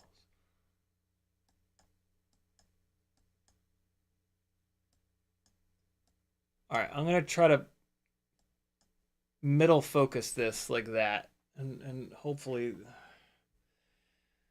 Oh my God, why would a company make something so shittily? I actually need to rotate these guys around. So I will try pull the focus in even more. Okay. So if I put it right there, you guys will really be able to see what the hell's happening here. Here we go. See if we can knock all 4 of these motors out pretty quick. Actually, let me do this center one first. I've been kind of messing around with doing the center one first and then pulling the side ones in.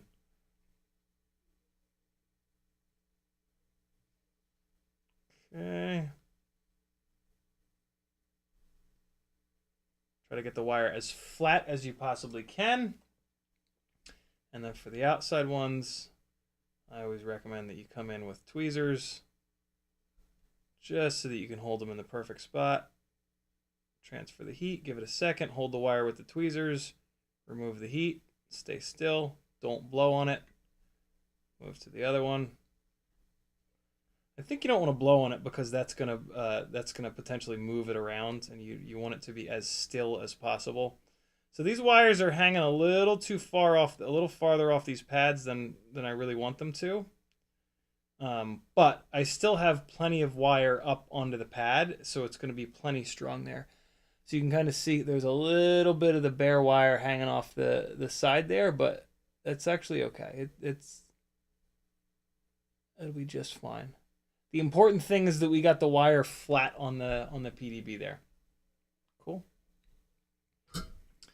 So I can actually, if I'm going to manually dial this focus in, I can really, kind of cheat this. And yeah, so we'll get these motors soldered up, but then that's about it. That's about all we're gonna have time for. Yeah, I gotta put. I did that first one without any magnification, and now I'm like struggling. So hold on. I got the nerd goggles on, friends. Oh my god, that's so much nicer. God, being able to see what you're doing. Go figure. Okay, so middle first.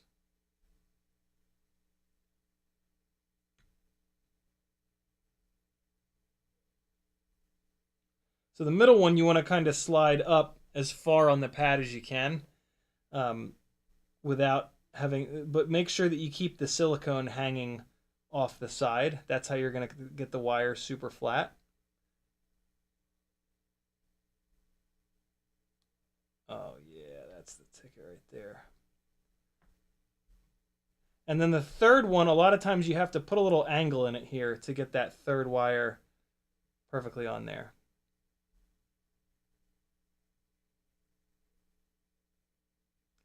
And that one is not quite flattened out, so I'm going to rework it and just push down a little bit harder with my tweezers.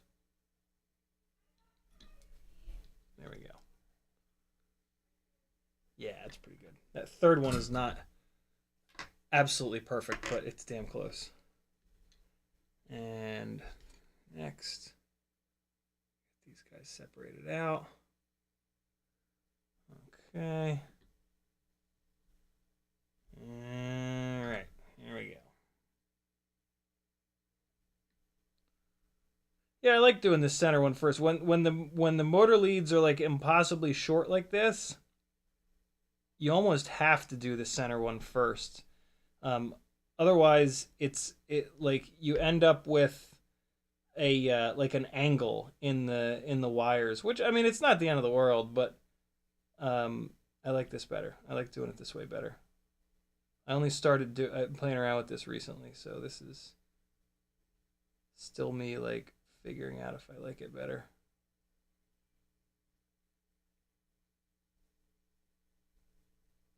Oops.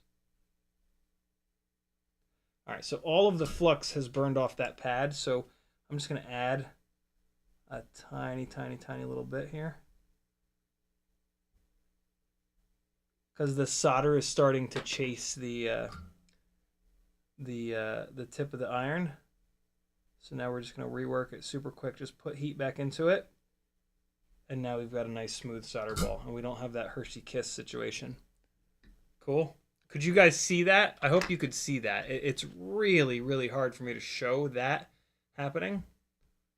And I don't know if I've ever actually been able to show that. That might have been like the first time. All right, last one here. See if we can get it just right. All right, no.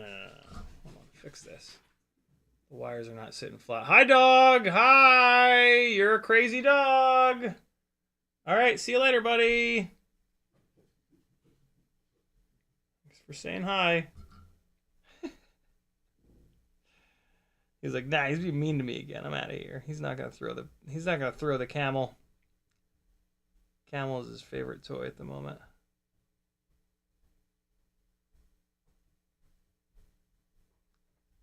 Okay, here we go.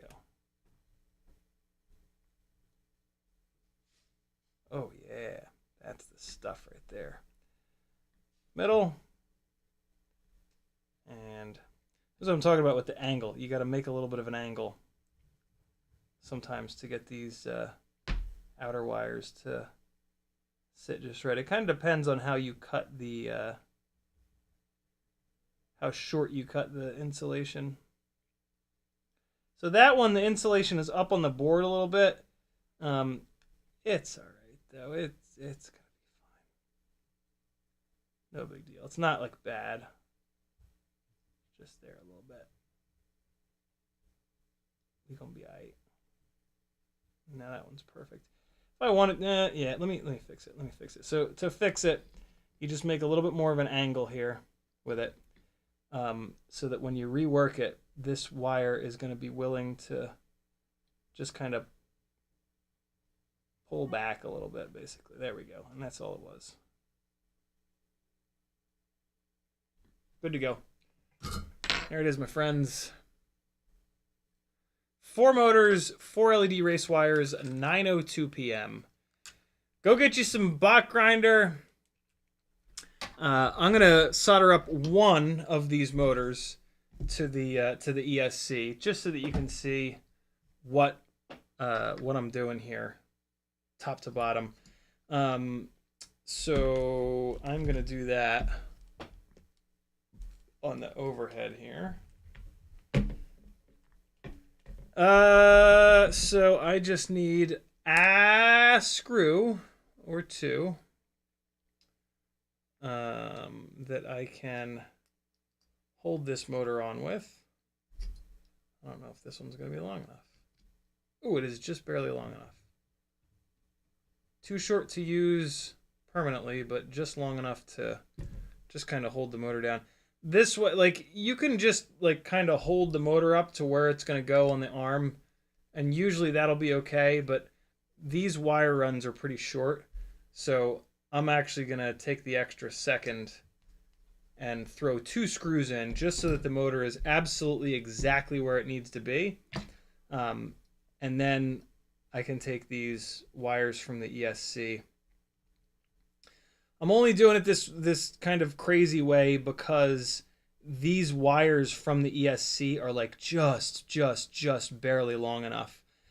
Usually I've got a little bit of extra wire length built in, so it's usually not as big of a deal. But in this case, I was being kind of weird with wanting to use a set of wires that was in the that was just available. So with the wires coming off the ESC, I always push them up like this to just kind of tuck them in to get them out of this area here, so that if sticks and shit are going by as you go through Scraggle, they're not going to catch them. So push them up, and it also gives you a little bit of extra wire length. So just kind of push these up and out of the way. Give yourself that tiny little bit of extra wire length, and then you can come in here and just snip them down. And this way you've got just exactly the right length of each individual wire here. And that way it's nice and clean. It's as light as it can possibly be. But again, we've still given it a tiny little bit of extra wire length in case we move it to a different frame, or, you know, like if this wire gets a little bit mangled, we can maybe slide it forward a little bit and not have it be too short, stuff like that. So this right now is you're about to see why I don't like to do it this way. I now have to strip these while they're attached to the ESC and then like solder them down. It's just a little cramped doing it this way, but we'll be all right. We're gonna make this work. We got one stripped. We've got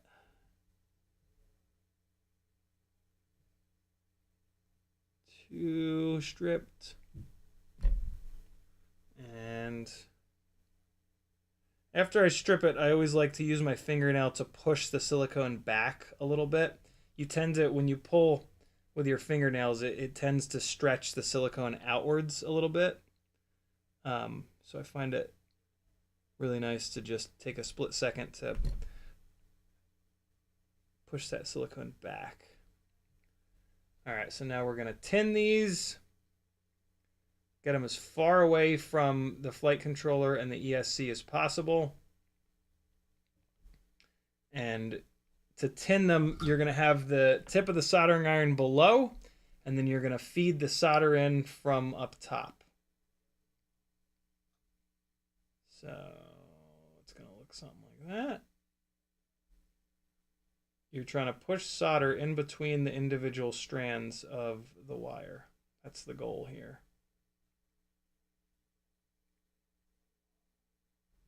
You don't need to have a huge ball of solder on there. You just want to make sure that you have enough.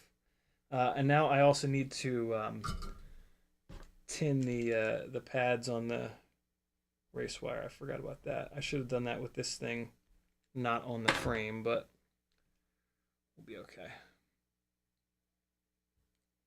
CMYK says no bot stream tonight. Ah, okay. So cool. I do not feel bad at all about going a little long. Hope everything's all right.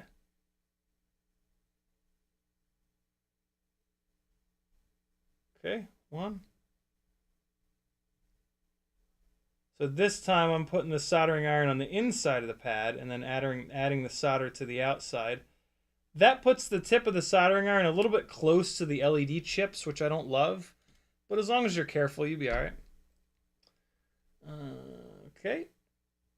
And you want to grab these wires with just the very tip of the tweezers so that you can hold the wire flat down on the carbon. Just going to make it a little bit stronger. Making sure that the wire sits as flat as possible on the to the PDB. All right, so yeah, I need the nerd goggles again. I just can't see this small. Used to be able to. The beginning of this live stream, I was able to do this all with my naked eyes, but my vision has not gotten better over the years. And I also think that I don't think like my vision has gotten that much worse. I think I was more just doing it semi-blindly back then. So yeah, there's that.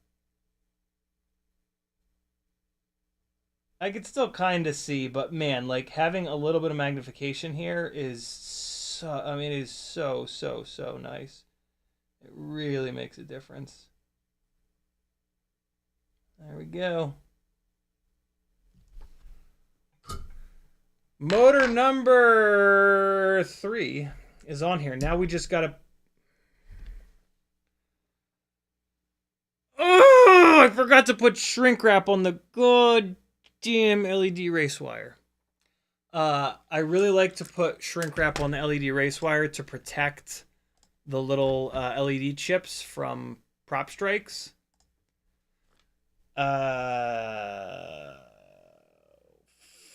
Fart. This is just a 3-inch rig, though. I mainly do that on 5-inch rigs. I'm gonna leave it. I'm gonna leave it. I'm gonna leave it. Am I gonna leave it? I think I'm gonna leave it. Oh, Hockey Round says E6000. That's an interesting idea. Huh. Just put a big... The other thing that the shrink wrap does is it isolates the bottom of the board from the carbon. Carbon fiber is conductive, so you got to be careful with these race wires. I mean, I am going to put VHB down on the bottom here, so we should be fine, but yeah, I like to have that little bit of extra protection down here. This is going to be a basher, so this is going to get the shit prop stricken out of it.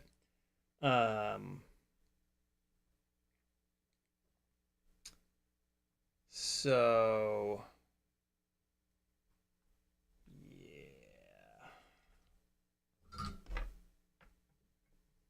I'm going to desolder these, and I'm going to do it right.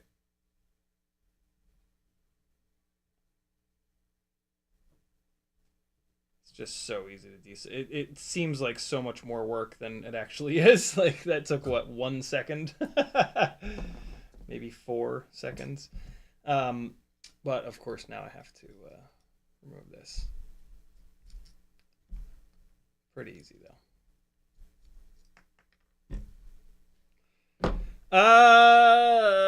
Do I have some shrimp wrap in here that is the right size. It would appear that I do. Hey, look at me go. Cool. So this fella, I'm just going to cut this guy in half. Okay. So let's see if this will be the perfect length. I think it will be. Or the perfect, yeah, perfect length. Don't cut it with clippers like that. It puts little jagged edges that can rip. I'm just being lazy. Cut it with scissors, if given the option.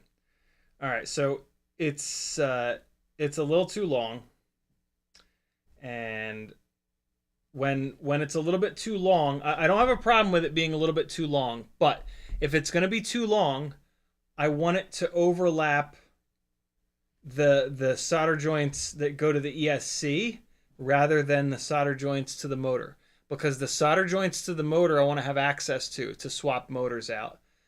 So what I'm going to do is I'm going to slide this up like this. I'm going to solder these wires back down, and then I'm going to pull this guy up to where I want it, and then lock it down. Make sense? This is another reason why, and I've measured these out, so I'm good. I don't have to bolt this motor back down again. This is another reason why I like to go from the ESC to the race wire first, and then I can slide the shrink wrap on, shrink it down, and then solder the motor on. I just did it a little bit out of order this time, because the motor wires were pre-cut really short. I'm going to add a little bit more flux here just to make sure that we don't end up having a cold solder joint situation. Okay. There we go. And I'm going to be as quick as I possibly can because the heat is going to trace all the way towards the motor, and I do not want the shrink wrap to shrink where it's at right now. And I can't see what the hell I'm doing. Donnie with a $5 super chat. Thank you, brother. Adam Weston says, the subtle loss of close-up vision is very upsetting. You have a good approach. Admit you are human. Yeah. Yeah. There's wisdom that comes in old age, you know? Try to focus on that as much as possible. Get it? Focus? Get it? Okay.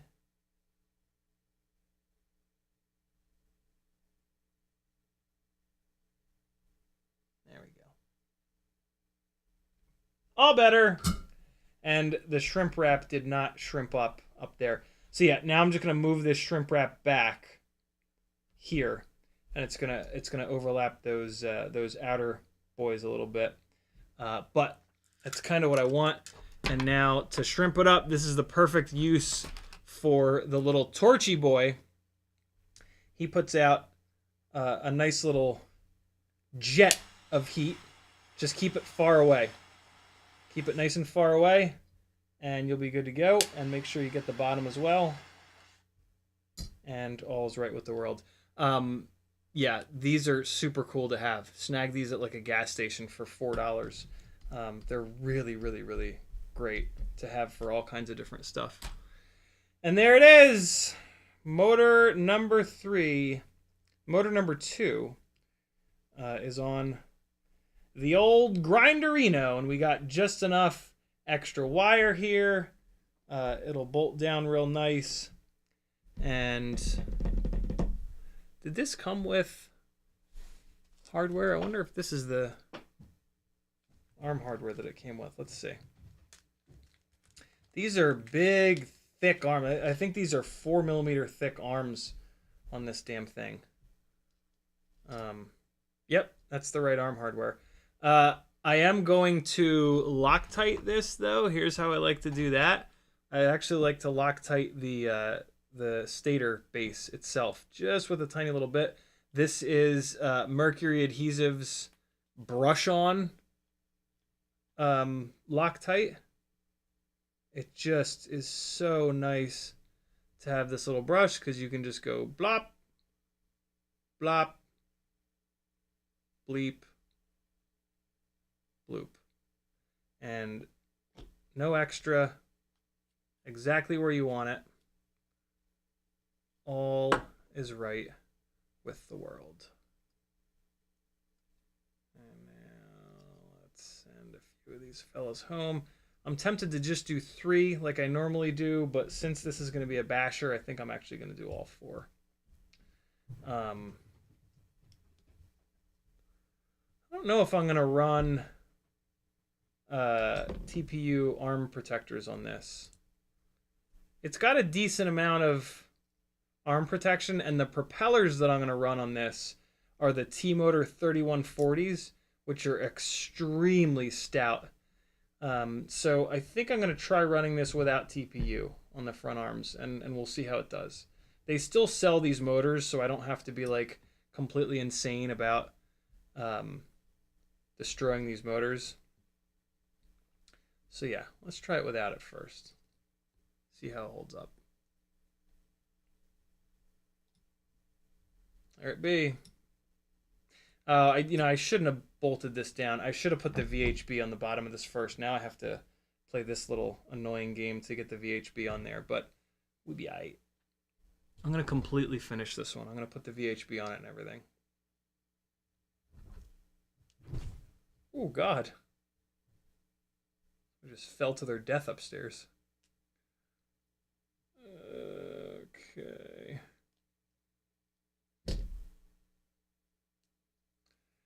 And we are so close. We're so close here. Come on now. That's my arm. Look at it! Why did this... I cut this. Very weird. I have a really hard time with this VHB sometimes, so I just say to hell with it at this point, and I just use these really fine-tipped tweezers. It also helps to kind of hold it, especially like in this scenario where I'm going to have to try to sneak it under the race wire that's already like connected to the ESC in the motor. I really like to put the VHB onto the surface first and then try to peel the wax off, but because this is at like a funny angle here, kind of, it would be almost impossible to do that. So what I'll usually do is stick the VHB to my thumbnail like this, and then I can use my little pinky nail to hold it down, and then that'll let me grab the waxy bit, just like that. And then the tweezers make it super simple to sneak it onto the race wire, just like that. Good to go. And then you don't really need to push it on there very hard. Just get it into the right position and get this exactly right. And there we go. Pressure is what activates this adhesive, so give it a bunch of pressure and it'll stay on there forever because VHB is magic. There it is! 1 motor down, 3 to go. Not going to do them tonight. I'm going to go hang out with the family, get some food. I'm hungry. Stomachache all day. So these screws are the ones. Apparently these are the ones that came with this rig, which is great. So I've got another shrimp wrap for another one of these motors. Let me see if I have another piece of that thickness. Of course I don't. Why would I have the exact right thickness when I needed it? That's what she said. I think maybe it came out of here. Possibly. Is this it? That's the stuff.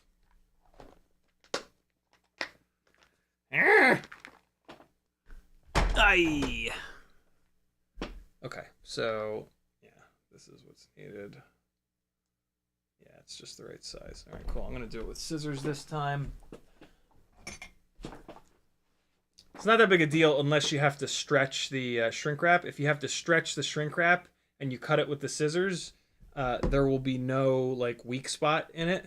If you double cut it with the flat cutters like I did a minute ago, there's potentially a little spot where it'll want to tear. So yeah, cut shrimp wrap with scissors. Sharp scissors. And there we go. Cool. All set.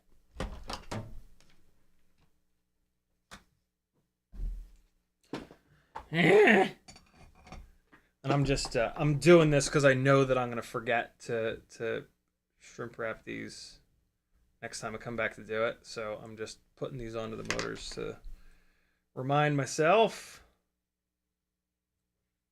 And yeah, all set. Rightio! Everybody that has won giveaways, everything is in the mail. So that's all coming. If I owe you something, it should be on the way, but do me a favor and shoot me a message. If I still owe you something, message me a little quick reminder just so I can double check and make sure that it's on the way. I got really backed up on shipping. I apologize for that, but I should be totally caught up now. So, cool. We did a little bit. Still need to get Walksnail in there. Still have a bunch of work to do, but, you know, baby steps. Baby steps. Let's tin these pads real quick. Soldering iron is at temperature, so let's really quickly just tin these pads. No big deal. Take but a second. And I'll use up the rest of this solder here. Okay. Heat up one side of the pad, let the heat transfer. Add solder to the other. Good. Good. Good. Good. Good. Good. Man, when you batch this stuff up, you can really blast through it. Bing, bang, boom. You're fired, Bob. Oh, I forgot. That leaves a mess on the... silicone workbench. I do, you know, I think I'm all in on this silicone material. I've tried like every different material work pad. And yeah, this silicone is the best. The only thing is it's hard to wipe it off because it's kind of like sticky. And like you see with this stuff, like it doesn't want to come off, but I wonder if a little bit of spit will take care of it. Your spit has a little bit of cut to it. Yeah, there we go. So we're good. Clean again. Yeah, it is hard to keep it looking nice, but it is doable. You spray it down and rub it. This is a microfiber cloth. If you have not discovered the magic of microfiber cloths yet, turn this shit off and go buy you some. FP Avery says, CMYK, I have that same shrimp wrap kit. It's a good one. I forget where it came from. I think it might have come from FPV Crate, now that I think about it. All right, friends, Grinderino is going back on the shelf. We'll work on it some more next week. Eventually it'll be done, I promise. And for now, I'm going to let you guys enjoy the rest of your Friday night without the gangly gangle. No. Let's fly a Hummingbird battery. I have 3 Weebly batteries just sitting here charged, and the way that I did this frame swap, it should just fly. And I've got my transmitter.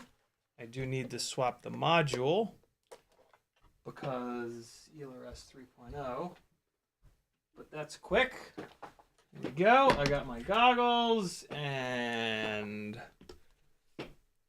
no Stevie Wondering tonight. So this is going to pretty much fly identical till last time you saw it. But nothing wrong with that. Yeah, the USB port is clear of the battery bay with this frame. So this frame is a good choice for the Hummingbird. All right, let's do it. Got all the gates set up and everything too. This is good. Hey, transmitter's not turned on. Come on now. Boot, you bastard. Boot. There we go. Bind, you bastard. Bind. Hey. Whoa. Oh, I thought it was going to drop in there. I got a little too... Uh-oh. I got a little too impatient. That was weird. It disarmed on its own. Oh! That was a big crash, actually. What? Hold on. Flies completely fine. This frame is stiffer than the Meteor 65 airframe. So it makes sense that this flies totally fine. I can probably come in here and give it a little bit more D gain and a little bit more P and I gain. But now it's doing this weird thing where when you go into the menu, it doesn't want to bind. There it goes. It bound. Oh yeah, we good.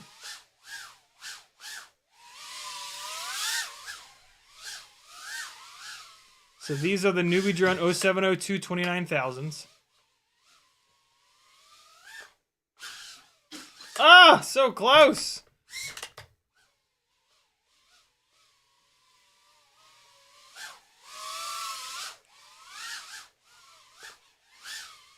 Yeah, buddy. Ah. Almost made that one happen, not quite. I don't know what it is, but I don't get the same runtime with the Newbie Drone boards as I do with the oh boy, here we go. Oh god! Floor is lava, friends. The floor is lava. Oh! Oh! Okay. Oh boy. Teddy gonna eat this motherfucker. Floor is lava! Floor is lava! Doggy time! He gonna eat it! Oh my god, I can't see him. Where is he? Where is he? Oh, there he is. There he is. Oh, he's galloping. I love the idea of him getting some exercise. I hate the idea of him eating this thing. It's a face-off. Ah! Oh shit! Alright, hold on. We gotta do a battery change. Hold on. Oh, this is a dangerous game we're playing. Ah! Look how cool this thing looks with the clear frame. Yeah, buddy. Look at that. Hi, buddy! You're gonna eat this, aren't you? Please don't eat it if you catch it. Please just stare at it like you did the other couple times. Oh boy, this is a dumb game to play. This is stupid. I'm so sorry. I'm just gonna apologize in advance, Newbie Drone. It was very cool of you to send this to me, but like, come on, I have to play this game. Look at, he needs the exercise. It's about the dog. This is more than FPV. Christopher in the chat calling out the what? What is happening to this quad right now? That was weird. That was very weird. Okay. I can just hear him. I just hear him galloping around down there. Just. Ooh. What I'm really afraid of is he's going to jump up on the couch. Watch, I'll get him to jump up on the couch. Because then he becomes a lot taller. See him there? There he is. Look at him.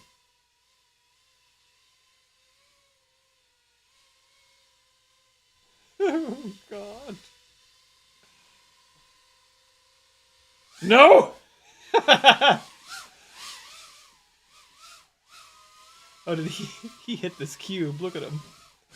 Oh no! No, no, no! No, no! No, no, no! Oh, God. Oh, he's on the couch now. Oh, see? See, here we go, here we go. Maximum danger. Where is he? Where is he?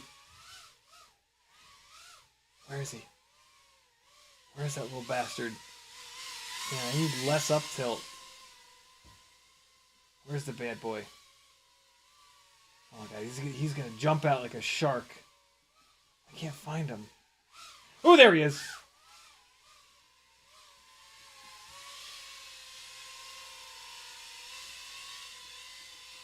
It's a face-off.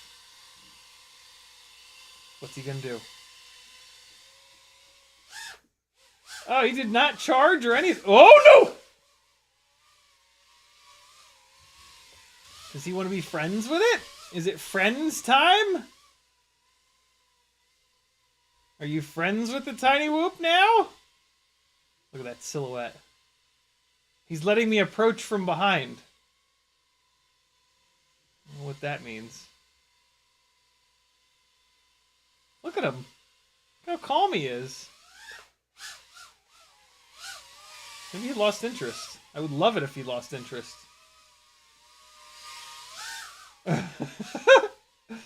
Oh, boy. What a dumb game to play.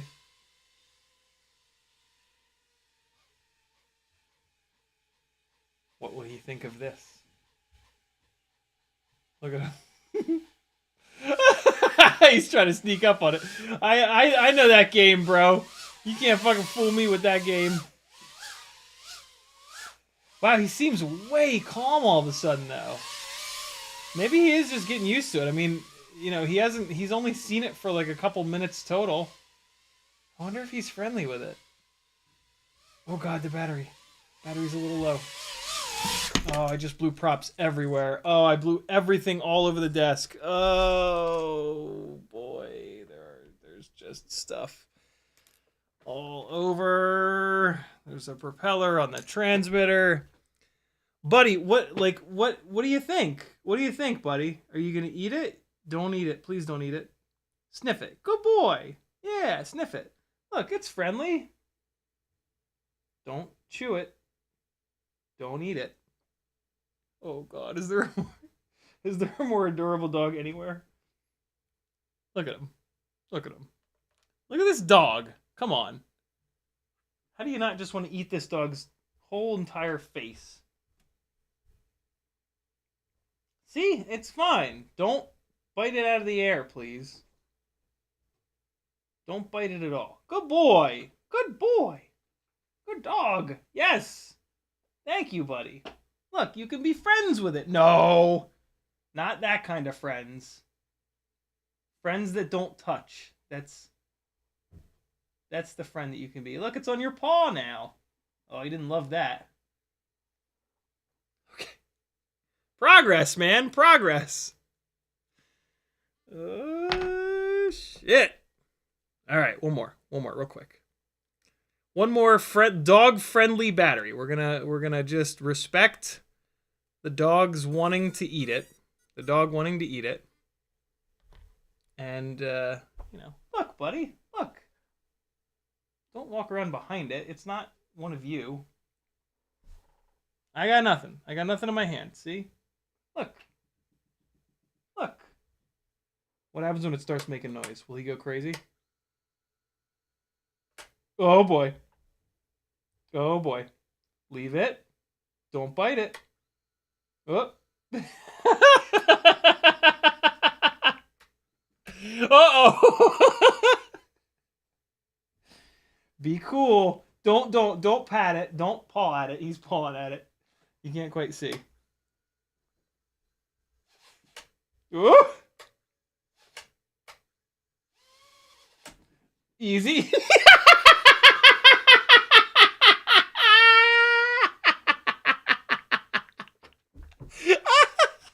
Christopher with a 420 super chat. Thank you so much, brother. Peace and love from Rhode Island.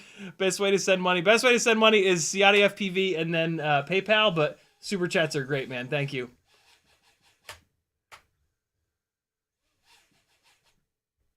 It just disarmed itself. I think that was a little bit of... Oh, no. Easy.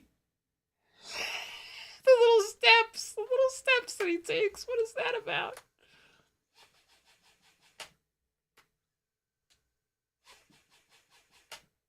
What are you going to do, buddy? You going to be cool or are you going to be a jerk?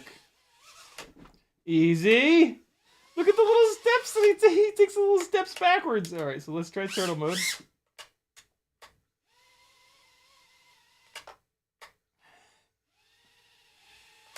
We'll move it away. Let's try a flip. Let's see how he reacts to a flip. Man, he's getting used to it. Let's charge him.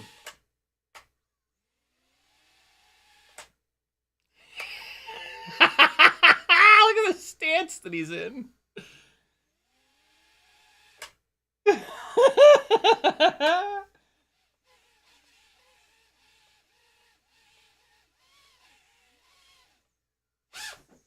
Oh! Did you guys see it? Could you see him jump? I was looking at him. Good boy. Oh my god, that was hysterical. Hold on, let me see if I can get him to jump again. Ready? Ready, doggy?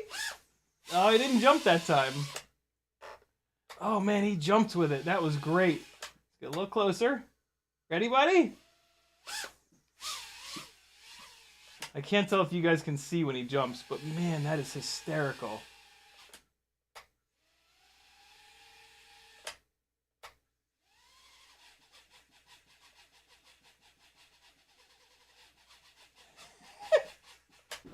Easy.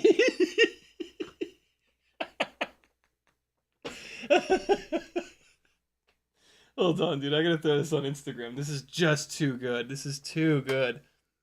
I hope it's not overheating. Nah, it seems like it's okay. Hold on, I gotta do... This has to be a quick Instagram story. I'm playing a dangerous game on my live stream right now.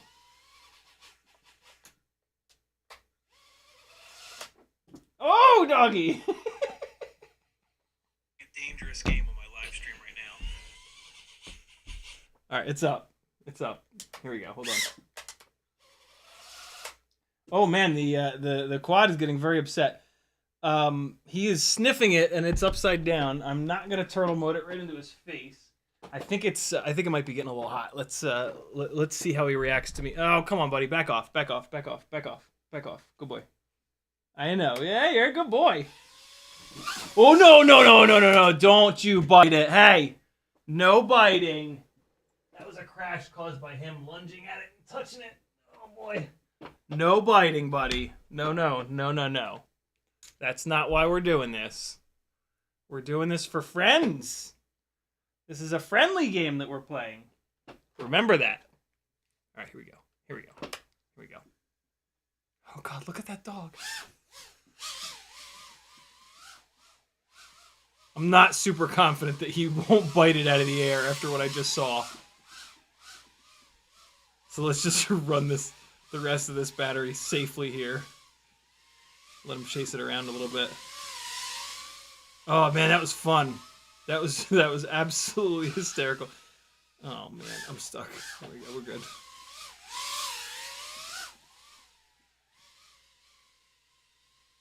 Hello, boy. Be a good boy. Be a good boy.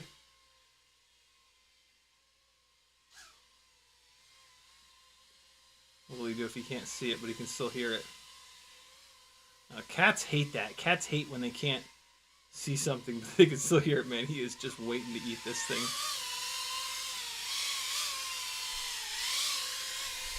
Why can't I land this all of a sudden? Just like sketched out. Oh boy, that was a great end to the stream. Instead of bot grinder, you got the most adorable dog in the world. Just in time says Teddy stepping like a show horse. That's exactly what he's doing. Oh my god, that is hysterical. All right, friends, I'm glad that we did. I'm so glad that we did that. That was just terrific. I hope that was as funny. I hope that you guys got to see that jump that he did. That was pretty special. Good boy. Good boy. Yes. Good dog. Good dog. Oh my God. You want to come up? Come on. Come on. Come on. Ah, there he is. There's the demon. Hello. I step like a show dog. Oh no, here we go with the biting. Here we go with the biting. Oh boy, here we go with the biting.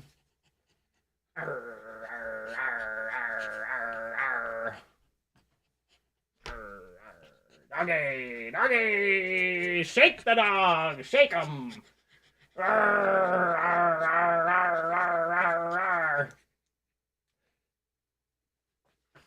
Do you like this dog? Come here again. I think Joshua did this once. Do you like this dog?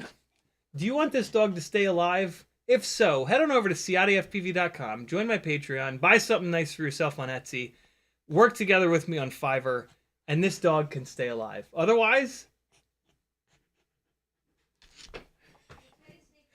be good, friends. I love you. I'll see you on Monday night. Teddy's being a good boy. Maybe Sunday night. Maybe Sunday night, little impromptu video game live stream. We'll see. Tip your raiders. Here comes a little bit more 1404 powered AOS 3.5 Walksnail flying. Hold on. I gotta get a